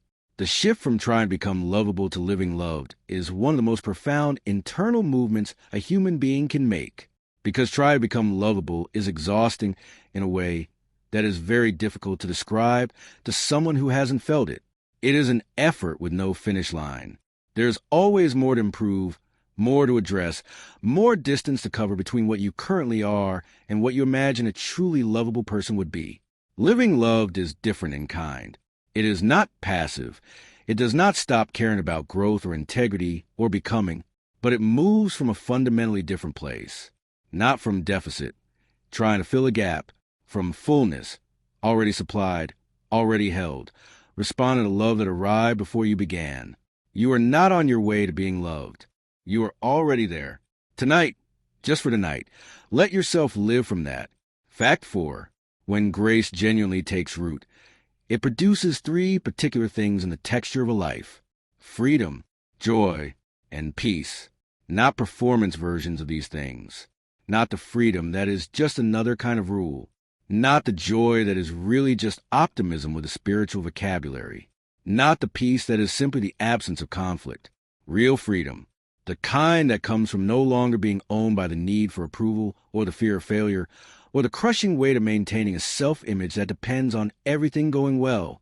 The freedom of a person who knows they have nothing to prove and nothing to hide, and nothing to lose in the deepest sense, because what they have was never based on performance to begin with. Real joy, the kind that persists underneath circumstances, rather than depending on them, that surfaces in unexpected moments, and surprises you with its presence. That is not the absence of difficulty, but something that coexists with difficulty in a way that logic alone cannot fully explain. Real peace, not the negotiated quiet of a life from which all conflict has been removed, but the deep settledness of a person whose foundation does not move when the circumstances above it do, who can be in the middle of genuine turbulence and still have access, underneath it, to something that holds. These are not things you produce. They are things that grow in the soil of a grace-received life. You cannot manufacture them, but you can keep returning to the source from which they naturally emerge. Fact 5. In a grace-shaped life, obedience becomes delight. Delight, not duty, not compliance, not the grudging fulfillment of an obligation you cannot escape. Delight. This sounds, too many people, like an overclaim. Obedience and delight occupy very different emotional registers in most people's experience. Obedience is what you do when you would rather not. Delight is what you feel when something genuinely pleases you. The idea that these two things could converge, that what is asked of us could become what we actually want, seems to require a transformation of desire that feels almost impossible to imagine from inside a life of compliance. But this is precisely what grace claims to produce. Not through willpower applied to reluctant behavior until the behavior becomes habit, but through a deep, interior change, a reorientation of desire that begins when a person has genuinely absorbed how much they are loved and what has been done for them. When you love someone genuinely, not out of obligation, but from actual, full-hearted affection, their preferences begin to matter to you differently, not as constraint on your behavior, but as things you are interested in, things you find yourself wanting to honor not because you must, but because the relationship that gives them context has made you someone for whom honoring them feels natural. Grace produces that kind of love, and from that kind of love, obedience stops feeling like a cage and starts feeling like an expression of something you actually are, not overnight, not without the ongoing tension of a nature that is still being transformed, but in the direction of delight, always slowly, surely in the direction of delight. Fact 6. In a grace-shaped life, relationships become places of healing, not just places of need. Every relationship involves need. The need to be known, to be seen, to be valued, to belong. These are not weaknesses. They are fundamental features of being human. We were made for connection, and the need for it is not something to be overcome or minimized. But when a person's deepest needs for security, for worth, for unconditional love are being met from outside a relationship, something changes about how they inhabit it. They are no longer arriving at every interaction with the quiet desperation of someone whose fundamental needs depend on how this particular exchange goes. They are arriving supplied, already held, already secure. And from that place of security, something remarkable becomes possible. Instead of consuming the relationship, taking from it, needing it to deliver what only grace can deliver, the person can contribute to it, can bring something to offer rather than only something to fill, can be genuinely interested in the other person's flourishing rather than primarily concerned with what the relationship is providing for them. Grace-filled people make remarkable company, not because they are perfect, but because they are not desperately needy in the way that performance-driven living tends to produce. They can sit with someone in difficulty without needing to fix it to make themselves comfortable. They can offer honesty without needing it to be received well. They can love without needing the love to be returned in equal measure. That quality of presence, grounded, generous, genuinely other-focused, is what grace-shaped relationships eventually, slowly begin to produce. Fact 7. In a grace-shaped life, failure no longer defines us. This is perhaps the most liberating single shift available to a human being, because failure is inevitable. It is not a possibility to be guarded against. It is a certainty to be integrated. Every person who has lived long enough has a collection of failures, some small, some significant, some that left permanent marks on the landscape of their life. The question is not whether you will fail.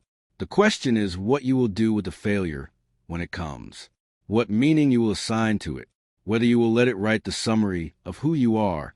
A performance-based life has no good option here.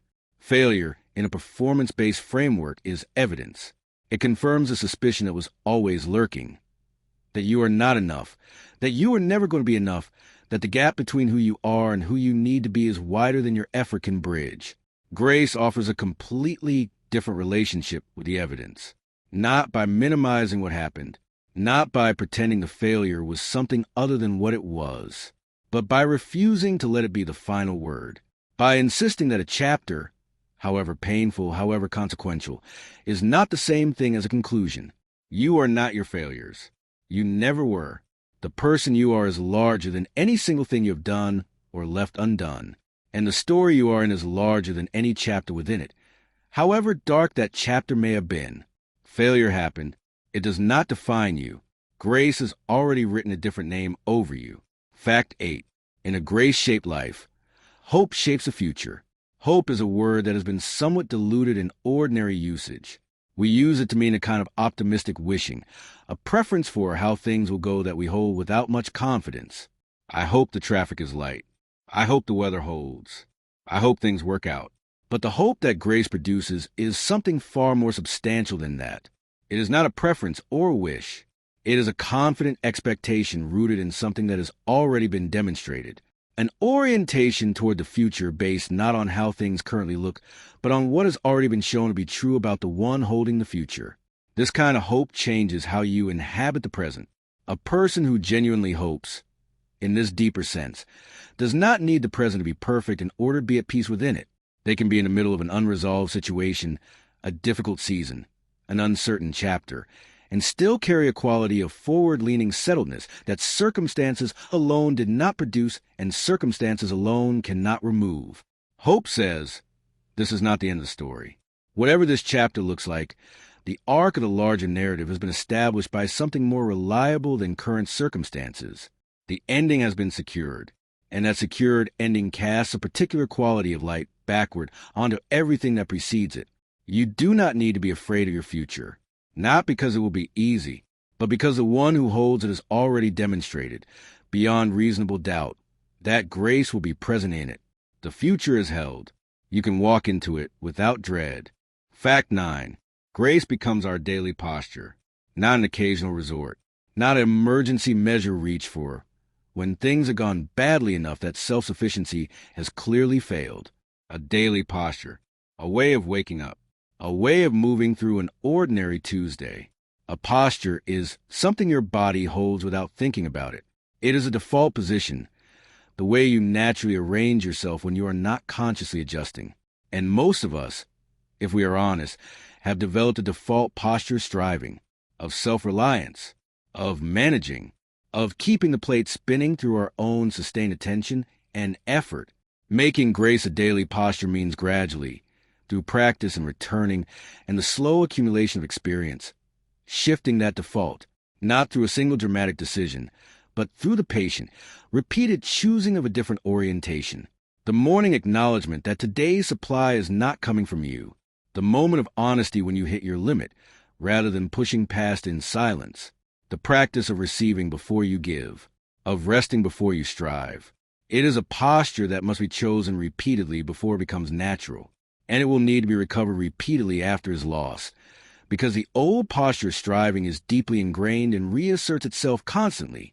But each time you return to it, each time you choose, again, to receive rather than generate, to rest rather than perform, the posture becomes fractionally more familiar. The return becomes fractionally easier, until one day you notice that grace has become not something you reach for in difficulty, but something you simply inhabit. That is a life transformed, not dramatically, quietly, from the inside, one daily posture at a time. Fact 10. We rest, and God works. We rest, and God works. There is no more countercultural statement available to a person living in the modern world than this one. Everything around us insists that the outcome depends on your output, that if you are not producing, you are falling behind. That rest is what you earn at the end of sufficient effort, not what you begin from. And into that relentless insistence, grace places something almost scandalously simple. Rest, and trust that the working, the real working, the deep working, the working that actually matters and actually lasts, is being done by someone who does not need your assistance to do it well. This does not mean passivity.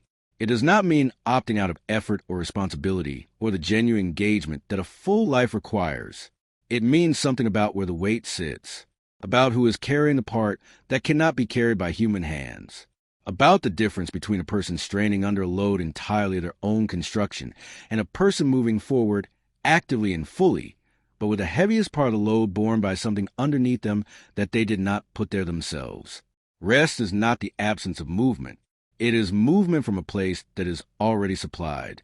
already held, already secure. And tonight, literally tonight, in this moment, as your body grows heavy and your thoughts begin to soften at the edges, this truth is not metaphorical. You can actually rest. You can actually let go of the day. You can actually release, for these hours, the weight of managing and maintaining and figuring out. Rest. The working will continue without you. It always has. Fact 11. This is the life grace makes possible. Not a perfect life. Not a life without difficulty or failure or grief or uncertainty. Not a life in which everything resolves neatly and nothing requires effort, and the path is always clearly lit. A real life, a full life, a life lived in the actual conditions of an actual world, with all its friction and loss and complexity and surprise, but from a foundation that does not move beneath you when everything above it does. A life in which Jesus is central, and every chapter of your story is being held by someone who knows exactly where it is going. In which growth is measured by the honest, unashamed depth of your dependence rather than the impressive height of your performance. In which you wake up each morning already loved rather than working toward it. A life of genuine freedom. Real joy, a manufactured peace. Obedience that is gradually, almost imperceptibly, softened into something that resembles delight. Relationships that carry the quality of healing. Failure that no longer gets to write the summary. Hope that faces the future without dread. Grace is a daily posture. Rest is a genuine practice. And the quiet, steadying knowledge that the most important work being done in your life and through your life is not yours to do alone. This is available to you. All of it, not as a reward at the end of sufficient effort, as a gift, offered now, already extended, waiting only to be received. You don't grow by trying harder. You grow by living loved. That is the whole of it, the long and the short of everything we have explored together across these hours. The foundation beneath every truth we have sat with, the sentence that, if you could only carry one thing away from this journey, would be enough to build an entire life on. You don't have to try harder tonight. You don't have to resolve what is unresolved or fix what is broken or figure out the next step. You don't have to do anything at all. You just have to let yourself be loved, quietly, without earning it, without defending it, without checking whether you still deserve it. You are loved. You have always been loved. And every morning that comes, with its new mercy, its fresh supply, its grace upon grace that never runs out, will find you still loved, exactly as much as the morning before. Let your body be completely still now. Let your breath come and go on its own. Let the thoughts that are still moving begin to slow and drift and soften into the quiet. You are held tonight. You will be held tomorrow. There is nothing left to do but rest in the love that has been holding you all along. God's grace, His love for us, all the promise, everything Jesus Christ has done for us. Have a good night, and thank you for being here.